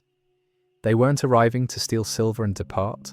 They were arriving to claim the land, destroy the crops, and dismantle the kingdoms of England, brick by brick. And at the head of this enormous force was not the strongest brother, Bjorn, or the most stoic, Sigurd. It was the cripple, Ivar the Boneless. History has debated for centuries why he was designated boneless. Was it a brittle bone condition, inability to walk, or was it a metaphor for his unnatural flexibility in combat? The sagas inform us he was often transported into battle on a shield. Yet make no error, Ivar was the intellect of the operation. While his brothers were driven by fury, Ivar was driven by a frigid, calculated cruelty. He comprehended that to eliminate a king like Aella, you didn't merely need axes, you needed a strategy. Ivar recognized that Northumbria was too powerful to assault directly from the sea, so he made a move that bewildered everyone. He didn't sail north to Aella, he landed his enormous fleet in East Anglia. He circumvented his target. Why? Because Ivar was executing the long game. He terrorized the locals of East Anglia, not into combat, but into surrender. He demanded horses. He transformed his seaborne infantry into a mounted cavalry. He invested the winter-gathering intelligence, sharpening blades and allowing the fear of his presence to drift north like a plague. He was allowing King Aella to wait. He was allowing the terror to intensify. Ivar recognized that the anticipation of agony is often worse than the agony itself. By the time the snow thawed in 866, the Great Heathen Army was no longer simply a horde of enraged Vikings. Under Ivar's leadership, they had transformed into a professional machine of war, mounted, provisioned, and ravenous. They directed their gaze north. Little piglets were finished squealing. It was time to pursue the boar. While the Great Heathen Army was honing its axes in East Anglia, the kingdom of Northumbria was occupied destroying itself. It was the perfect tempest. The Northumbrians were engulfed in a vicious civil war. The usurper, King Aella, the man who executed Ragnar, was battling against the legitimate king, Osbert. They were so consumed by their loathing for each other that they didn't detect the shadow advancing up from the south. Civil war is a blessing to an invader, and Ivar the Boneless embraced it with open arms. In the autumn of 866 AD, Ivar made his advance. He marched the army north, exploiting the horses he had extorted from the East Anglians. They advanced with frightening velocity, circumventing smaller settlements, targeting straight for the core of the north, the ancient Roman city of York. Yet Ivar didn't simply select the target, he selected the moment. He waited for November 1st, All Saints' Day. Consider the genius of this. On All Saints' Day, the entire aristocratic class, the military commanders, and the bishops would be assembled inside the cathedrals. They would be weaponless, preoccupied, and immersed in prayer. They were anticipating a feast. They were anticipating divine safeguarding. What they received was the heathen army. The Vikings assaulted York while the church bells were still chiming. The city's defences were staffed by skeleton crews. The gates were penetrated before the Northumbrian leaders even completed their hymns. It wasn't a battle, it was a massacre in a holy place. By the time the sun descended on All Saints' Day, the capital of the north had collapsed. Ivar didn't incinerate York to ashes. That would be the error of a common raider. Instead, he seized it. He restored the Roman walls. He filled the granaries. He converted York into a Viking stronghold, deep in hostile territory. He occupied Isla's throne and waited. He understood that the collapse of York would compel his enemies to cease fighting each other and approach him. He was relying on it. He desired Aella and Osbert to merge. He desired them to deliver their armies to the walls of York. Why pursue the mice when you can position a piece of cheese and wait for the mice to approach the trap? It consumed 4 months for the Northumbrians to suppress their pride. 4 months of observing a heathen army occupy their capital, consuming their food and ridiculing their gods. Finally, in March of 867 AD, King Aella and his rival Osbert clasped hands. They merged their forces into a single enormous army. It was a crusade before the term genuinely existed. They marched on York convinced that God was on their side, prepared to expel the pagans back into the sea. On March 21st, Palm Sunday, the Northumbrians struck. Initially, it appeared like a triumph. The Northumbrians crashed into the old Roman walls of York with a fury of desperate men. They discovered gaps in the defences. They shattered through the gates. A roar erupted from the English ranks. They surged into the city streets, thousands of them, flooding the narrow passages of York, believing they had the Vikings on the run. Yet they didn't comprehend who they were confronting. Ivar the Boneless hadn't surrendered the walls. He had relinquished them. He had welcomed the English inside. As soon as the majority of the Northumbrian army was compressed into the tight, winding streets of the city, the trap closed shut. The Vikings materialized on the rooftops. They surfaced from the side streets. They sealed their shields at both ends of the main avenues, converting the city of York into a claustrophobic slaughter box. The advantage of numbers disappeared. In the confined quarters of urban warfare, the long spears of the English levies were worthless. It transformed into a brawl of axes and daggers. The terror erupted immediately. The Northumbrians were compressed so densely they couldn't swing their weapons. They were slaughtered where they stood. King Osbert, the legitimate heir, fought valiantly, but he was struck down in the chaos. His body crushed into the mud of the city he attempted to rescue. The crusade had transformed into a massacre. Yet, amidst the carnage, the Vikings had precise orders. There was one man who was not to be executed. The sons of Ragnar were observing the battlefield, examining the faces of the dying, searching for one specific crown. King Aella witnessed his army collapse. He witnessed his rival perish. He realized with a dawning terror that the walls he had just penetrated were now his prison walls. He attempted to withdraw, but the path was obstructed by a wall of Danish shields. He was encircled. He was pulled from his horse, stripped of his weapons, and compelled to his knees in the mire of blood and filth. The Battle of York was concluded. The silence returned to the city, interrupted only by the moans of the dying. The Vikings didn't execute Aella on the spot. That would have been compassion. Instead, they restrained him in chains. They gazed at him not with rage, but with a horrifying sense of expectation. The war was concluded. The ritual was about to commence. The Great Hall of York had witnessed many kings, but it had never witnessed a trial like this. King Aella was hauled into the centre of the chamber. He was covered in filth and blood, his royal garments shredded, his crown long vanished. Around him stood the victorious chieftains of the great heathen army. Yet Aella's eyes were locked on the 4 men occupying the dais, the sons of Ragnar. Bjorn Ironside sat with his enormous arms folded, observing Aella like a butcher observes a side of beef. Uber toyed with the handle of his axe. Sigurd, snake in the eye, observed with that unsettling, unblinking gaze. Yet the most terrifying presence in the chamber was the man who couldn't even rise. Ivar the Boneless reclined on a pile of furs, his twisted legs useless, yet his eyes blazing with a frigid, serpentine intelligence. This was the moment the prophecy came full circle. Aella gazed at them and saw the little piglets his prisoner had cautioned him about. Yet they were not piglets, They were wolves. Historical records don't provide us a transcript of what was spoken, yet the sagas paint a picture of horrifying intimacy. Ivar didn't shout, he didn't seethe, he likely spoke quietly. He would have questioned Aella about the pit, he would have questioned about the serpents. Did my father cry out? Did he plead? How long did it take for the venom to halt his heart? Every question was a blade twist.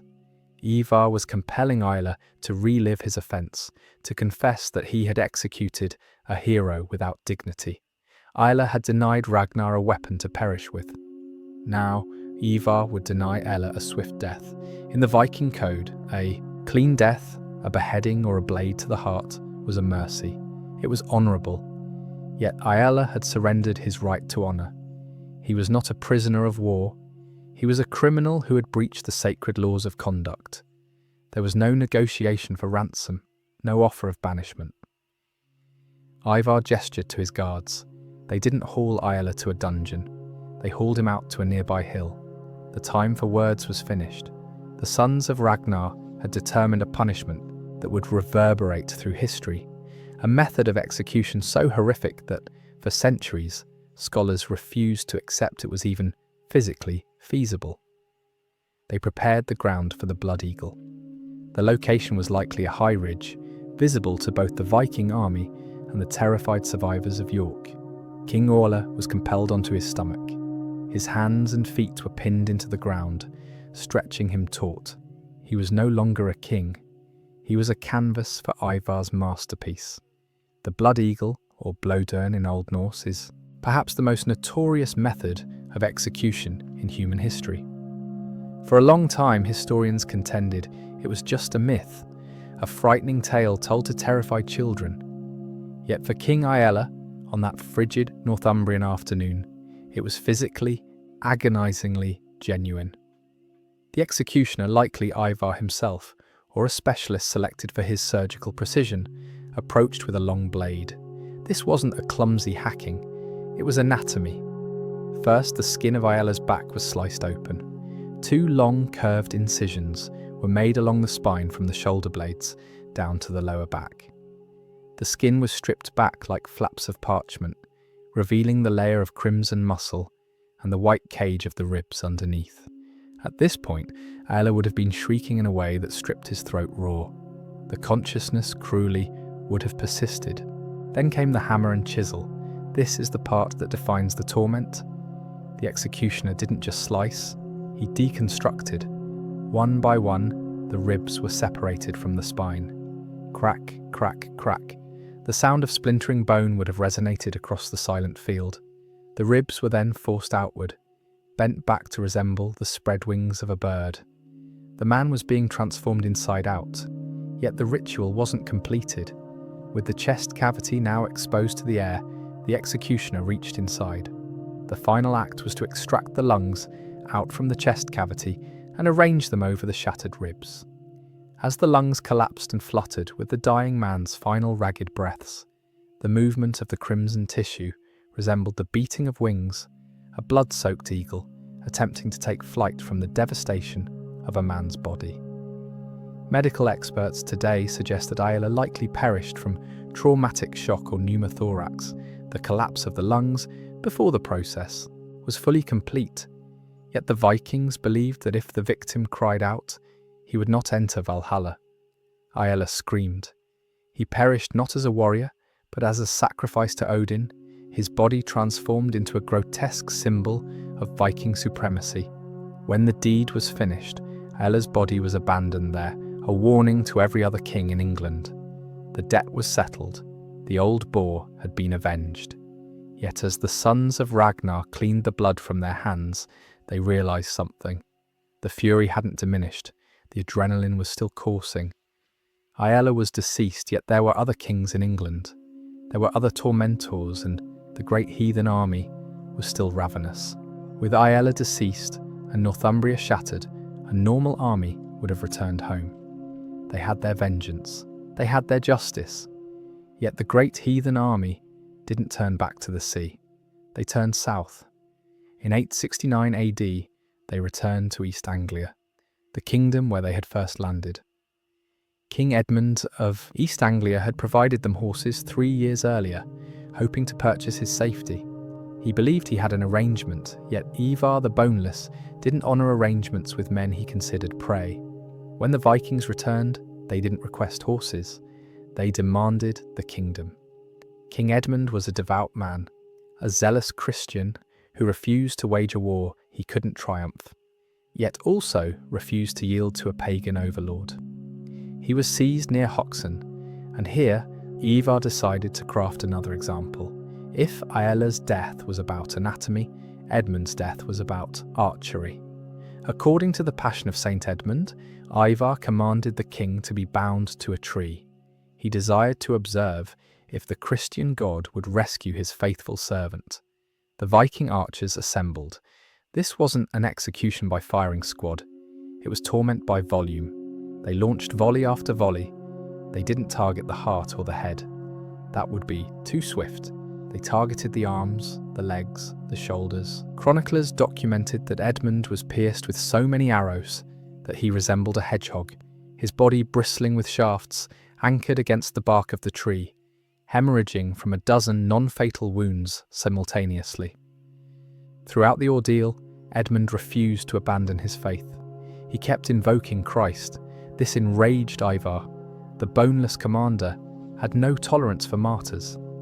Weary of the game, Ivar issued the final command. A swordsman advanced and severed Edmund's head with a single stroke, casting it deep into the thick brambles of the forest, so his followers couldn't inter him whole. King Edmund the Martyr perished not because he executed Ragnar, yet because he stood in the path of the avalanche. His death transmitted a clear message to the remaining kingdoms of Wessex and Mercia. There is no negotiation. There is no neutrality. You either perish screaming like Aella, or you perish praying like Edmund. Yet either way, you perish. By 874 AD, the great heathen army had effectively decapitated 2 of the 4 great kingdoms of England. Northumbria was a puppet state. East Anglia was a graveyard. Next on the list was Mercia, the massive kingdom in the Midlands. The king of Mercia, Burgred, examined the fate of Aella and the fate of Edmund. He witnessed the blood eagle and the hedgehog. He realised that the sons of Ragnar were not men you could negotiate with, nor were they men you could defeat. So Burgred made a choice that history has judged severely. He didn't battle, he didn't pray, he fled. As the Vikings advanced on his capital at Repton, Burgred relinquished his throne. He seized as much gold as he could transport and escaped to Rome. He perished there, an exile, interred far from the land he was sworn to defend. It was a pathetic end to a once proud lineage. The Vikings didn't even need to draw their swords to conquer Mercia. Terror had accomplished the work for them. Now examine the map of England. It is almost entirely black. Only one kingdom remained independent, the kingdom of Wessex in the south. Wessex was the last stand. If it collapsed, England would cease to exist. It would simply transform into a western extension of Scandinavia. The great heathen army understood this. They directed their attention to Wessex with the weight of an avalanche. Yet in Wessex, they encountered something they hadn't confronted before. They didn't encounter an arrogant tyrant like Aella, or a passive martyr like Edmund, or a coward like Burgred. They encountered a young man named Alfred. At this time, Alfred was not yet the Great. He was a frail prince afflicted by chronic stomach pain, often overshadowed by his warrior brother, King Ethelred. Yet Alfred possessed a weapon that Ivar the Boneless acknowledged, a brilliant tactical mind. When the Vikings assaulted Reading in 871, the battles were savage and inconclusive. The casualties on both sides were catastrophic. Unlike the other kingdoms, Wessex retaliated. Yet the sheer numbers of the Viking invasion of England, reinforced by a second wave of invaders known as the Great Summer Army, were overwhelming. When his brother perished, Alfred claimed the crown in the middle of a war zone. He examined the exhausted state of his army and did the unthinkable. He paid the Vikings to depart. He offered them a massive tribute of silver known as the Danegeld. Critics might call this cowardice, similar to Burgred. Yet there was a key distinction. Burgred paid to preserve his own skin. Alfred paid to purchase time. He understood he couldn't defeat the great heathen army in a pitched battle yet. He needed to reform his military, construct ships, and analyze his enemy. He was purchasing 5 years of silence as the Vikings claimed the gold and settled into their conquered territories. Believing Wessex was pacified, Alfred sat in the darkness, observing, plotting and waiting. The sons of Ragnar had executed the tormentors. They had conquered the weak, yet now they were confronting the architect of their downfall. In 870 AD, after the execution of King Edmund, the most terrifying man in Europe simply disappeared. Ivar the Boneless vanishes from the English historical records. He abandons the great heathen army in command of his brothers and dissolves into the mist. For centuries, the sudden silence bewildered historians. Did he retire? Was he slain in a skirmish? To locate the answer, we must look across the Irish Sea to the annals of Ulster. Here, Ivar resurfaces under the name Imar, the king of the Norsemen of all Ireland and Britain. It appears that after shattering the spine of the English kingdoms, Ivar returned to his stronghold in Dublin to reign as an emperor of the north. Yet the gods are known for their irony. Ivar, the man who orchestrated the Blood Eagle, the man who transformed cities into slaughterhouses, did not perish a warrior's death. He wasn't struck down in battle. He didn't ascend to Valhalla with a blade in his hand. In 873 AD, the annals document that Ivar perished of illness, a sudden hideous disease. The man whose mind was a weapon, yet whose body was a burden, was finally betrayed by his own physiology. It is a quiet, almost anticlimactic end for a figure of such legendary brutality. He perished in his bed, likely surrounded by plundered gold, yet defeated by his own biology. However, legend offers a different, more haunting conclusion, one that suits the myth better than the history. According to Viking folklore, before he perished, Ivar commanded his body to be transported back to England. He issued specific instructions to be interred on the coast, at the very spot where the Vikings first landed to invade. His prophecy was that as long as his bones remained in the English soil guarding the coast, no foreign invader would ever successfully conquer England. It is claimed that for 200 years, his curse held genuine.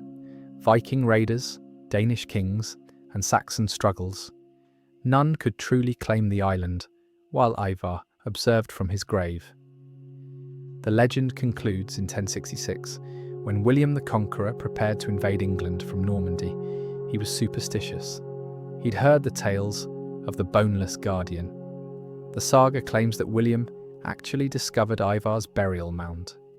He excavated the corpse, which remarkably had not decomposed, and burned it to ashes on a pyre.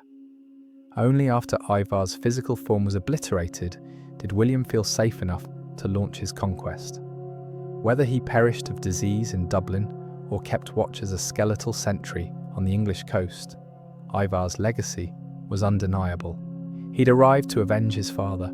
He departed having destroyed 2 kingdoms, executed 2 kings, and fundamentally altered the DNA of Britain. The little piglet had matured into a monster that consumed the old world. Yet with the monster gone, the survivors were left to collect the pieces. The war of vengeance was concluded. The war for the future of England was just commencing. When the screams finally faded and the smoke cleared, the map of England had been redrawn forever. The revenge of the great heathen army was a complete triumph. They had pursued every single man responsible for Ragnar Lothbrok's death. King Aelle was a bloodied ruin. King Edmund was a headless martyr. The north and the east belonged to the Vikings, yet revenge is a strange thing. It ignites as a fire to burn your enemies, yet it often ends up forging a new world. The Vikings didn't just kill and depart, they remained. They exchanged their swords for ploughs. The lands they conquered became known as the Danelaw, a massive territory where Viking laws, customs and language took root. If you walk through the streets of York today, or examine place names ending in by or Thorpe across England, you're observing the echoes of this invasion. Ragnar's death didn't simply lead to the death of Isla, it led to the hybridization of a culture. The blood of the old boar and the blood of the English kings merged in the soil to create something new.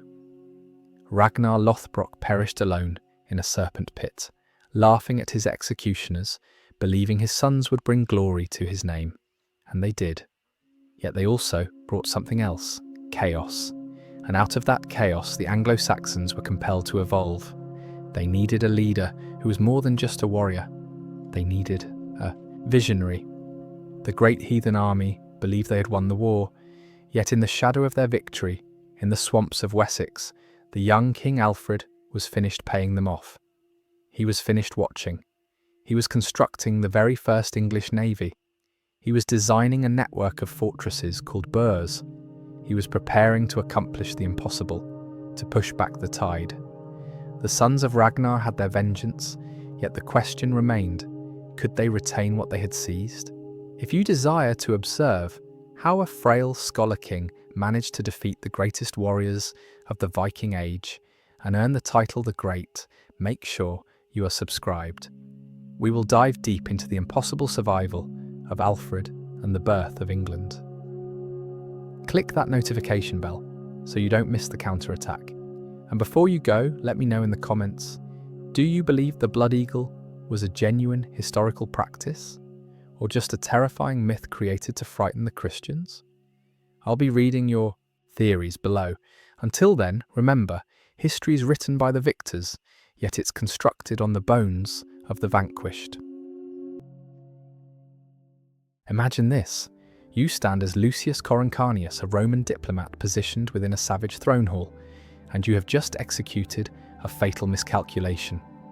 Your presence here isn't for dialogue. Your mission is to deliver ultimatums to Tutor, the raider sovereign of Illyria. The tension is palpable. You mock her, announcing that unless she controls her subjects, Rome will demonstrate proper governance. You expect capitulation. Instead, her lips curl upward, a glacial, thin smile devoid of warmth. She waves you away with casual disdain. You spin around, marching toward your vessel, convinced your message has been received. It has, though, not as you calculated. As you mount the boarding ramp, sunlight dancing across the Adriatic waters, you remain oblivious to the killer materializing from the vessel's shadow. You experience only the abruptly searing agony of steel opening your throat. You suffocate on your own crimson fluid, crumpling onto the timber planking while the monarchs, sentries observe without emotion. You represent the first Roman emissary slaughtered in decades. And as darkness claims you, comprehension arrives. You've just ignited conflict with the Mediterranean's most lethal mariners, the Illyrians. Before we excavate these buried narratives of persistence and anguish, if you value uncovering the obscured realities of history, consider hitting that like button and subscribing for more content like this. And please drop a comment below to tell me where you're watching from. I find it remarkable that we're exploring these ancient accounts together from different parts of the world, connected across time and space by our shared curiosity about the past. That execution in 230 BC transcended simple criminality. It constituted a challenge flung at the countenance of the Mediterranean's emerging hegemon. Rome had recently concluded choking Carthage during the First Punic War. The Senate basked in conquest euphoria. They surveyed the Mediterranean and perceived it as their personal domain. To them, the communities beyond the Adriatic represented mere annoyances, insects circling a predator's head. Yet these were exceptional insects. While Roman infantry perfected ground combat methodology, the Illyrians revolutionized maritime conflict doctrine. Functioning from the fractured, island-dense shoreline of contemporary Dalmatia, they'd elevated maritime raiding to an institutionalized enterprise. Their raids weren't driven by avarice alone, survival itself demanded it. The Balkan Peninsula's stony terrain couldn't sustain agricultural expansion, compelling them to exploit oceanic resources. Every commercial vessel navigating between Greece and Italy traversed their predatory waters. Under monarch Agron, the Illyrian Confederation transformed scattered raiding bands into a formidable union. Agron embodied the ancient warlord archetype, brutal, magnetic, and dangerously fond of pure wine consumption. Following a triumphant campaign against the Aetolians, his celebrations proved so excessive he contracted pleurisy and expired within days. Succession fell to his spouse, Tutor. Rome detected vulnerability. Senate intelligence indicated Italian traders were being captured from vessels and trafficked into bondage. They presumed a widowed regent would prove manageable. They dispatched the Coruncanius siblings, two patricians saturated with Roman superiority, to Scodra. The encounter represented a catastrophic cultural collision. The Romans insisted Tutor immediately terminate her subjects' maritime predation. Tutor regarded them with authentic bewilderment. Within Illyrian society, maritime raiding constituted legitimate commerce, private enterprise comparable to fishing or ceramics production. She clarified that monarchs traditionally didn't obstruct their subjects' acquisition of plunder. The younger Coruncanius erupted. He disparaged her, denigrated her legal system, and subtly threatened military intervention. He addressed her as an insubordinate subordinate rather than an independent sovereign. Tutor didn't detonate in fury. She simply concluded this Roman contempt demanded permanent resolution. When assassination reports reached Rome, the Senate froze in astonishment. Diplomat murder violated ius gentium, the sacred international law protecting envoys even during hostilities. It represented warfare declaration, so transparent, so intimate, it circumvented political discourse entirely. Legions mobilized, fleets launched, Rome prepared to annihilate the savage monarch.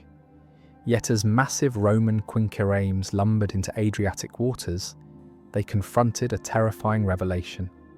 They weren't engaging a chaotic mob. They were penetrating a maze defended by populations, knowing every current, every concealed inlet, every technique for destroying ponderous giants. To grasp why a solitary diplomat's execution could catalyze international catastrophe, we must divert from Rome's marble, architecture, and examine the Balkans' serrated backbone. The Illyrian realm resembled no civilization Romans comprehended. No magnificent forums existed, no stone roads extending toward horizons, no Senate chambers hosting philosophical debates.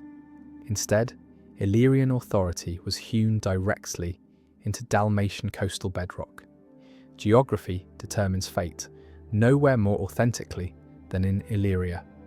The Dinaric Alps constitute a colossal, impenetrable barrier dividing coastline from interior territories. For Roman commanders, this landscape presented logistical catastrophe, supply bottlenecks, and ambush corridors. For maritime raiders, it represented deity-constructed fortification. The shoreline comprises a fractured tapestry exceeding 1,000 islands, concealed inlets, and profound, serpentine fjords. Vessels could dissolve into this labyrinth instantaneously, concealed from pursuit by towering limestone precipices dropping vertically into oceanic depths. A pursuing fleet could watch a target vessel vanish around a rocky outcrop, only to discover upon rounding the same formation that dozens of identical passages branched in every direction. The Adriatic's unique meteorology compounded this advantage. Sudden squalls would materialize without warning, transforming placid waters into churning chaos. This unforgiving environment dictated economic systems entirely. Coastal rocky soil proved ungenerous, producing minimal grain or olive harvests.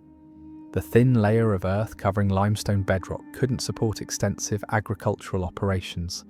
Summer droughts were too severe, winter rains too violent. Survival necessitated external focus toward lucrative trade corridors, connecting Greece and Italy. The Illyrians observed heavily laden merchant vessels sailing past their shores, carrying grain from Egypt, wine from Greece, olive oil from Sicily. These ships represented mobile warehouses of wealth. For indigenous communities, raiding wasn't moral deficiency, it was existential requirement. They harvested merchant fleets identically to farmers harvesting fields, seasonally, methodically, with profound understanding of prey patterns. They developed elaborate signalling systems using hilltop fires to communicate ship sightings across dozens of miles. They studied wind patterns with scholar-like precision. Across centuries, this necessity matured into sophisticated, predatory culture. The Illyrian realm achieved dominance by mastering this environment. Under deceased monarch Agron, they'd consolidated scattered tribal groups into formidable governmental machinery. Agron didn't merely command raids, he taxed them. He constructed systems where regional chieftains supplied vessels and warriors exchanging plunder shares and protection. It functioned as organized crime protection schemes, scaled to geopolitical dimensions. When Tutor assumed regency for juvenile stepson-peens, she inherited this volatile apparatus. Her position proved far more precarious than Romans comprehended. Within the hypermasculine warrior culture characterizing Illyrians, leadership maintained authority exclusively through wealth distribution. Had Tutor capitulated to Roman demands and terminated piracy, she'd have severed the gold and captive flow, maintaining chieftain loyalty. Her rejection of Coruncanius transcended mere arrogance. It constituted political survival calculation. Teota needed demonstrating she possessed adequate strength filling Agron's position. She authorized aggressive southern expansion, targeting prosperous Greek settlements dotting the coastline. Her commanders besieged Isar Island and assaulted Epidamnus city. These weren't chaotic engagements. Illyrians deployed siege machinery, coordinated infantry operations, and psychological intimidation. They terrified Greeks not solely through brutality, but through disciplined organization. The Skodra court reflected this martial orientation. Wine flowed abundantly as bloodshed. Illyrians earned fame, or infamy, throughout antiquity for drinking traditions. Even Greeks who cherished wine recoiled at Illyrian practices of consuming unmixed wine in prodigious quantities. Within this intoxicated aggression atmosphere, Tutor presided, encircled by warriors measuring leadership value through inflicted enemy terror. Rome perceived a savage female. Reality presented a cornered predator. Tutor commanded a fortified harbour network extending from contemporary Split southward to Dures. Her maritime empire functioned as agile, decentralized hydra. You could incinerate one settlement, sink one fleet, yet the hydra simply retreated into mountains or vanished behind islands. Romans wielded hammers, pursuing wasp swarms. They discover brute force proves worthless when adversaries refuse stationary engagement. When Roman naval forces finally initiated counteroffensive, they deployed Mediterranean heavyweight champions, the quinqueremes. These represented floating bastions propelled by nearly 300 oarsmen, engineered to ram enemy hulls with battering ram force. Individual Roman vessels constituted engineering marvels, transporting 120 marines prepared to board and slaughter anything encountered. Against Carthage, this brute force strategy succeeded. Yet the Adriatic wasn't open ocean, and Illyrians eschewed fair combat. Deep within Libuini shipyards, a tribe celebrated for naval innovation, Illyrians perfected a weapon transforming maritime history. They designated it the Liburna. If Roman quinqueremes represented sledgehammers, Liburnae represented daggers. They were compact, undecked, propelled by single oar banks, typically crewed by 50 warriors. They lacked heavy rams, towering superstructures, or substantial armour. To Roman admirals, they resembled toys. This underestimation proved lethal. Liburna possessed attributes Romans couldn't duplicate: velocity. These vessels featured shallow drafts, enabling them to skim over submerged reefs and ascend shallow river deltas where massive Roman quinqueremes grounded. But speed alone doesn't win naval engagements. It's tactical deployment that matters. Liburna crews had perfected techniques studied by naval theorists for centuries. They could execute precise 90-degree turns at full rowing speed, something massive quinqueremes couldn't attempt without losing oars or capsizing. They could beach on rocky shores where Roman ships would shatter, then relaunch within minutes. In the turbulent, unpredictable Dalmatian coastal waters, Liburna pirouetted while quinqueremes floundered. The Illyrians understood something fundamental. In confined waters, the largest ship isn't the most powerful, it's the most vulnerable. A quinquereme required dozens of yards to maneuver. A Liburna could spin instantly. When Roman commanders ordered their massive vessels into island chains, they discovered their greatest strengths had become catastrophic weaknesses. Their rams were useless if they couldn't catch opponents. Their marines stood idle while Illyrians danced beyond grappling distance. Illyrian tactics embodied naval guerrilla warfare principles. They never arranged traditional, decisive engagement formations Romans preferred. Instead, they functioned as wolf packs, coordinating through pre-arranged signals. 4 or 5 Liburnae would swarm isolated Roman transports in carefully choreographed attacks. They didn't ram, they overwhelmed. The lead Liburna would feint toward the bow, drawing defensive attention, while 2 more struck simultaneously from port and starboard quarters. Exploiting velocity, they'd pull alongside, lash vessels together with pre-prepared grappling lines, and flood enemy decks with ferocious infantry before Romans could rotate heavy ballistae or organize defensive formations. It constituted mathematical nightmare. Roman warships demanded fortunes constructing and months training crews. Illyrian Liburnae could be constructed within weeks from local timber and crewed by any village's fishermen. Teuta could sacrifice 10 vessels, destroying 1 Roman ship, and still profit from the exchange. This technology proved so effective, it terrorized merchant communities. Liburnae didn't remain confined to the Adriatic. The Illyrians had democratized naval aggression. You didn't require state treasuries threatening empires. Rome discovered itself shadowboxing. Legions would disembark on islands, discovering abandoned villages and departed Illyrian fleets. The invincible Roman navy hemorrhaged from countless minor wounds, unable to engage adversaries, refusing civilized warfare protocols. The Senate belatedly realized they weren't combating a nation, they were combating a methodology. Victory required more than timber and iron. Victory required betrayal. In 229 BC, the Roman Republic abandoned swatting flies and chose forest incineration. The Senate authorized forces terrifying in excess, 200 warships and 20,000 infantry, commanded by both consuls simultaneously. This transcended policing operations. This was annihilation force. The sheer water displacement generated by Roman fleets crossing the Otranto Strait transmitted messages vibrating through every Illyrian vessel's wooden hull. Yet the Illyrian wars wouldn't be determined by prow collisions or arrow storms. They'd be determined within one individual's mind, Demetrius of Pharos. Demetrius was Queen Teuta's most competent commander. He'd been entrusted defending Corcyra, contemporary Corfu, the Adriatic's strategic key. He commanded garrisons capable of months-long resistance, yet Demetrius possessed traits common among successful pirates: complete loyalty absence toward anything except personal survival. As Roman armadas darkened horizons, Demetrius calculated. He observed Teuta's regency crumbling under her own ambition's weight.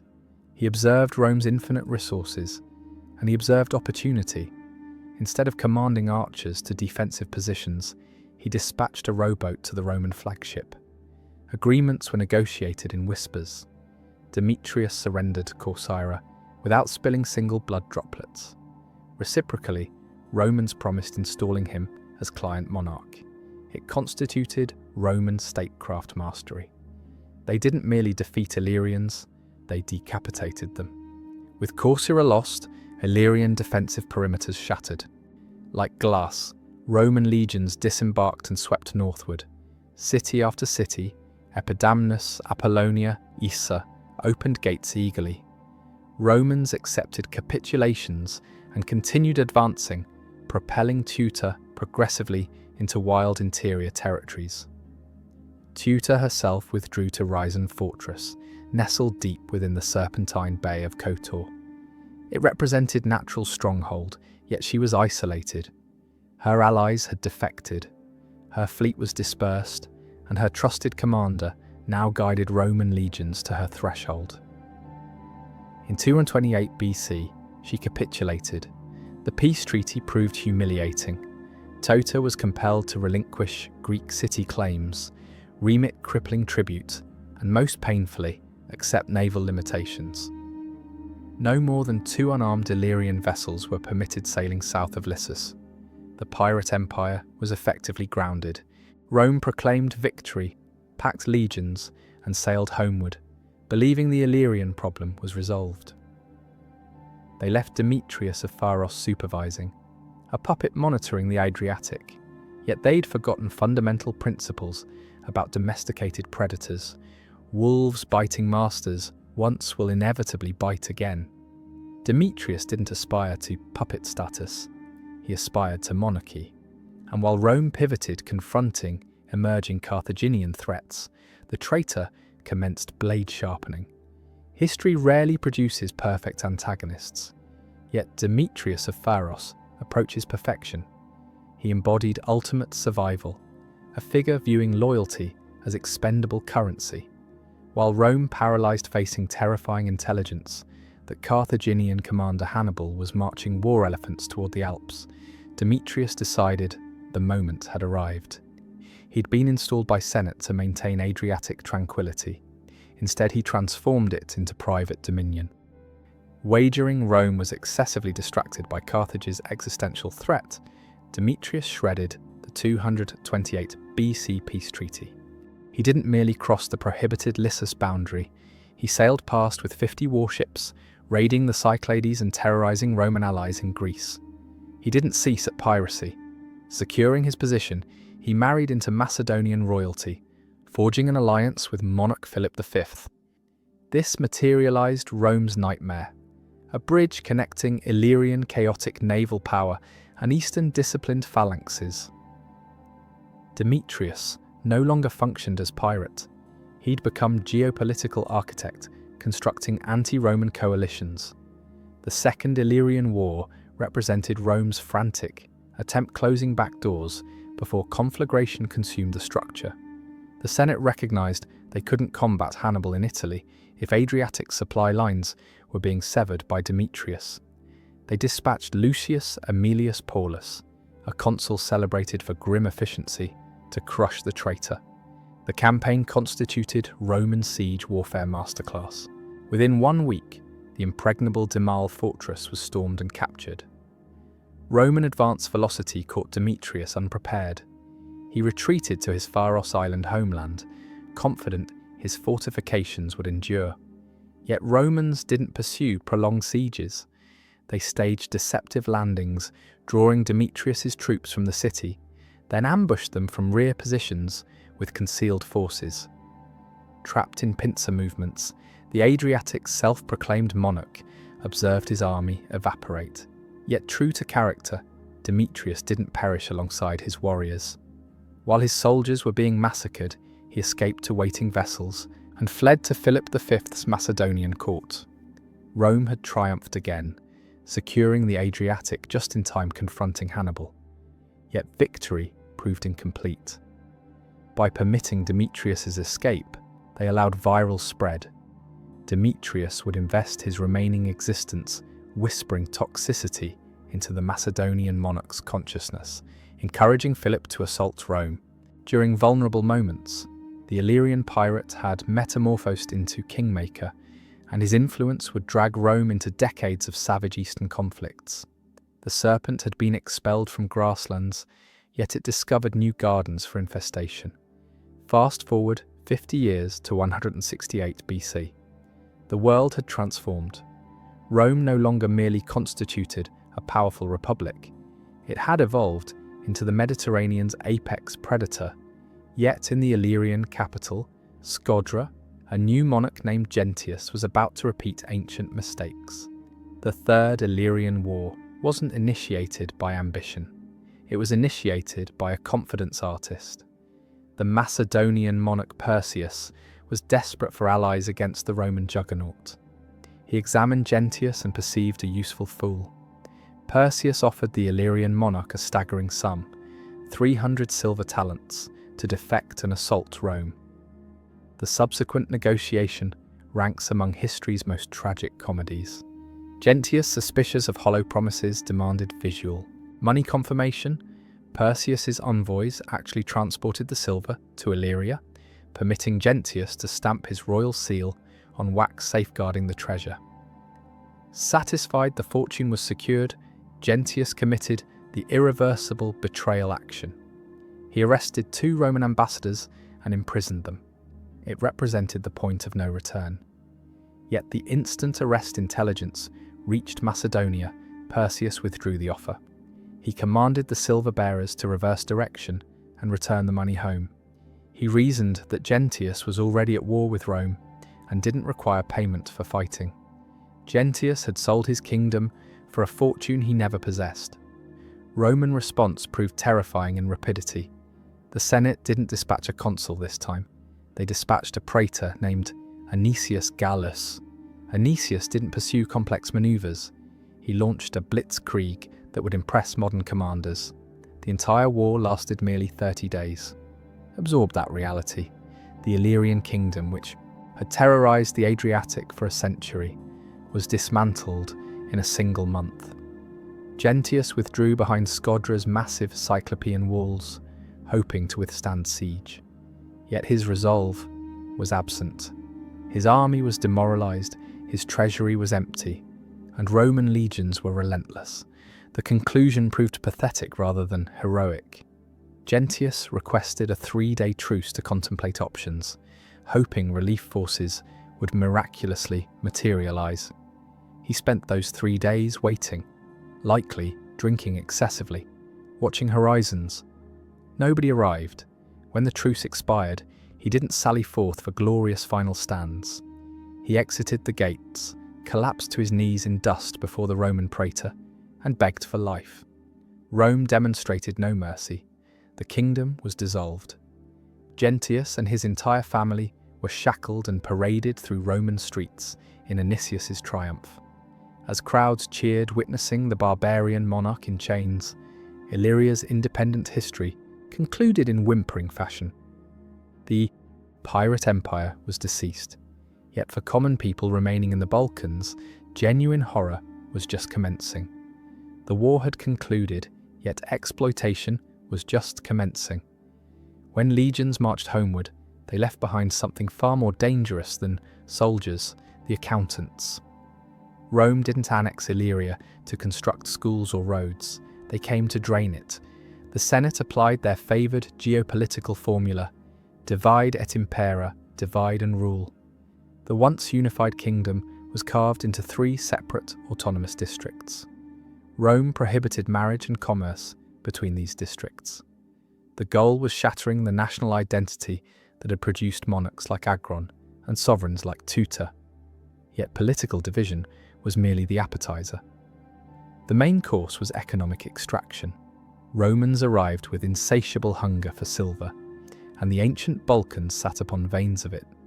To manage this, the Senate didn't utilize government officials. They leased tax collection and mine operations to private corporations known as publicani. These were the ancient world's venture capitalists, yet armed with swords. They bid for contracts in Rome, paying the state up front, which meant every denarius they squeezed from the Illyrian population above that bid was pure profit. The result was industrial-scale horror that modern historians struggle to comprehend. The Roman provincial economy was fueled by machinery that consumed human beings as fuel. Thousands of Illyrian warriors, once the proud Adriatic masters who terrorized merchant fleets, were marched into dark, suffocating mine tunnels deep beneath the earth. Working conditions constituted slow death sentences by design. The tunnels were narrow, unventilated, and lit only by flickering oil lamps that burned scarce oxygen while producing toxic fumes. Miners worked shifts lasting for days without seeing sunlight, chipping away at rock faces while inhaling silica dust that turned their lungs to stone over months. The rock dust was so thick in these tunnels that you could taste it, feel it coating your throat with each breath. If the rock didn't kill them through collapse, the brutality did. The Publicani employed private security forces who enforced quotas with whips and clubs. There was no oversight. There were no human rights. There was only the quota, the daily tonnage requirement that determined whether you ate or starved. Men who failed to meet quotas were beaten publicly as examples. Those who collapsed from exhaustion were dragged from the tunnels and left to die in the sun. The wealth extracted from these hills paved Rome's streets and funded gladiator games. Yet back in Illyria, the Pax Romana felt like a suffocating blanket. The Publicani seized land, confiscated livestock, and levied taxes on everything imaginable. If you couldn't pay, you became the commodity. For over a century, the pressure built. The Illyrians were beaten, divided, and enslaved. Yet they were not broken. Beneath the surface, in the secret mountain passes and deep forests where Roman tax collectors dared not go, the old stories were still told. The memory of the Laburna and freedom of the sea didn't die, it went underground. Rome thought they were managing a colony. In reality, they were sitting on a powder keg, and the fuse was burning toward the greatest explosion the empire would ever face. By 6 AD, the Roman Republic had transformed into an empire ruled by inaugural Emperor Augustus. The world appeared stable, yet in Illyria's mountains the pressure cooker was about to detonate.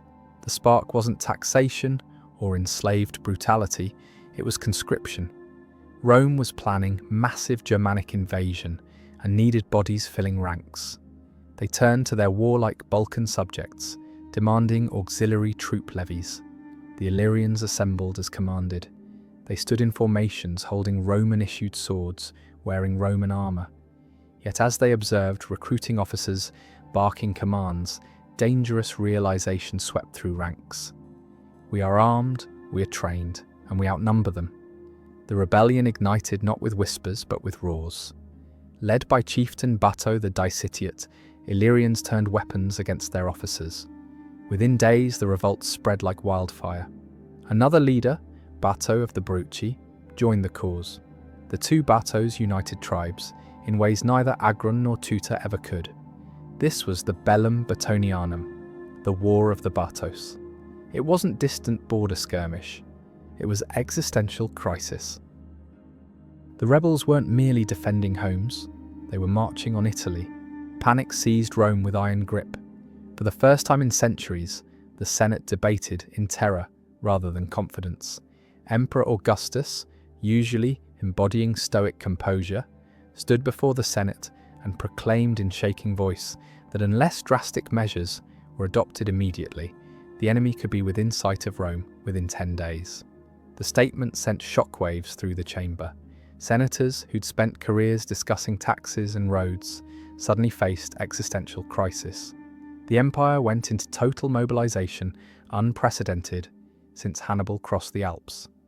Rome stripped provinces of garrisons, leaving them vulnerable to external threats. They purchased freedom for thousands of slaves just to fill uniforms with bodies capable of holding shields.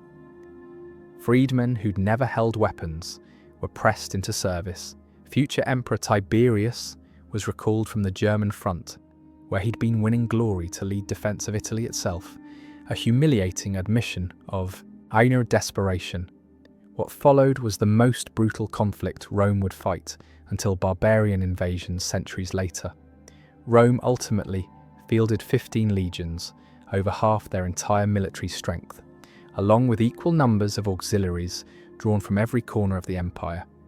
We're discussing nearly 200,000 troops deployed to crush a piece of land the size of modern Bosnia. The financial cost was staggering, nearly bankrupting the imperial treasury and forcing Augustus to melt down his own silverware to pay soldiers. The war dragged on for 3 bloody years of mountain warfare, unlike anything Rome had experienced. The Illyrians fought with ferocity of warriors, knowing this was their last chance for freedom or annihilation. They exploited terrain masterfully, luring heavy Roman columns into mountain ambushes where superior numbers meant nothing. They cut supply lines with guerrilla raids, forcing Romans to forage in hostile territory. They refused decisive battles, melting into forests when confronted. Rome couldn't win by battle, so they won by starvation and systematic destruction. Tiberius adopted scorched earth policy that would shock even hardened veterans, burning every village, regardless of surrender offers, slaughtering every cattle herd, poisoning wells, and destroying every crop field. By the end, entire regions were depopulated wastelands, where nothing grew. Finally, in 9 AD, Bato the Dicitiate surrendered at Andetrium fortress. When Tiberius questioned why his people had rebelled with such savagery, Bato delivered one of history's most cutting lines: "You Romans are to blame, for you send as guardians of your flocks not dogs or shepherds, but wolves." The revolt was crushed, yet the cost was astronomical. The Illyrians had proven they were the toughest fighters in the known world, and Rome, ever pragmatic, decided that if they couldn't destroy this spirit, they would purchase it. 2 centuries after Bato's revolt, the Roman Empire wasn't ruling the world, it was being devoured alive. This was the crisis of the 3rd century, a 50-year nightmare where Rome confronted civil war, plague, economic collapse, and invasion on every front. The soft Senate elites were powerless, stopping the hemorrhaging. The empire had fractured into 3 chunks. Rome's end seemed inevitable. Yet salvation didn't originate from Italy's noble families. It originated from the hard limestone hills of the ancient Balkans. After the Great Revolt, Rome had absorbed its lesson. Instead of combating Illyrians, they recruited them. The legions became filled with warriors from Dalmatia and Pannonia. Warriors who grew up in saddles, worshipped soldier gods, and viewed warfare as natural existence. By the mid-3rd century, the Roman army was effectively an Illyrian army, and since the army now selected emperors, the barbarians effectively captured the throne. Enter Aurelian. Born to a humble peasant family in Illyria, he ascended ranks not by lineage, but by the sheer quantity of enemies he eliminated in combat. His warriors called him Manus ad Ferrum, hand on iron, because he was never without his weapon, even sleeping with sword in reach. When he seized the purple in 270 AD through military coup, he inherited a corpse. The empire was shattered beyond recognition. Goths were ravaging the northern provinces unopposed. Queen Zenobia of Palmyra had stolen the wealthy eastern provinces and declared independence. A breakaway Gallic empire controlled the west, including vital grain-producing regions. The imperial treasury was empty, the coinage debased to worthlessness, and Roman authority existed only in name. Aurelian didn't negotiate. He commenced work immediately, with ruthless efficiency. In a whirlwind campaign lasting merely 5 years of constant warfare, he accomplished what seemed impossible. He crushed the Goths in brutal mountain warfare, pursuing them relentlessly across the Balkans. He marched east across deserts and shattered Zenobia's armies in Syrian deserts, capturing the warrior queen herself. Contemporary sources describe him leading cavalry charges personally, fighting in the front ranks. Like a common soldier, despite wearing the imperial purple, he turned west and forced Gallic usurpers to their knees through relentless pressure and diplomatic cunning. He rebuilt the walls of Rome itself, constructing the massive Aurelian walls that still stand today. He stitched the hemorrhaging map pieces together with iron thread and Roman discipline. When he returned to Rome, the Senate, descendants of those who had sneered at Teuta, had no choice but bowing before this rough-spoken soldier. They granted him the title Restitutor Orbis, Restorer of the World. Aurelian was merely the beginning. He was succeeded by Emperor Diocletian, another Illyrian, who fundamentally reorganized the empire to survive for another 1,000 years. The irony is staggering. The very people Rome had attempted to exterminate in the pirate wars had become the only ones strong enough to save the idea of Rome. The Illyrians didn't just conquer the empire from within, they became the empire. The wolves had become the shepherds. The Illyrians' final victory wasn't inscribed in blood but in stone and architecture, and it didn't materialize in Rome itself. In the early 4th century, Constantine the Great, born in Naissus, a city deep within Illyrian territories, made a decision that would dictate human history's course for millennia.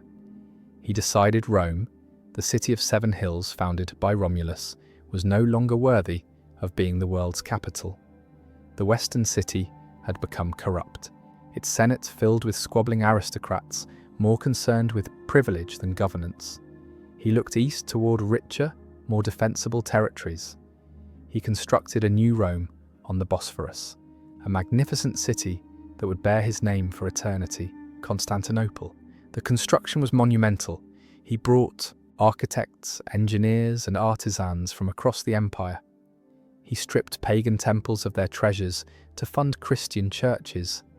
He built massive defensive walls, harbours capable of housing entire fleets, aqueducts supplying fresh water, and forums rivaling anything in old Rome. This was ultimate subversion and revenge, impossible to overstate.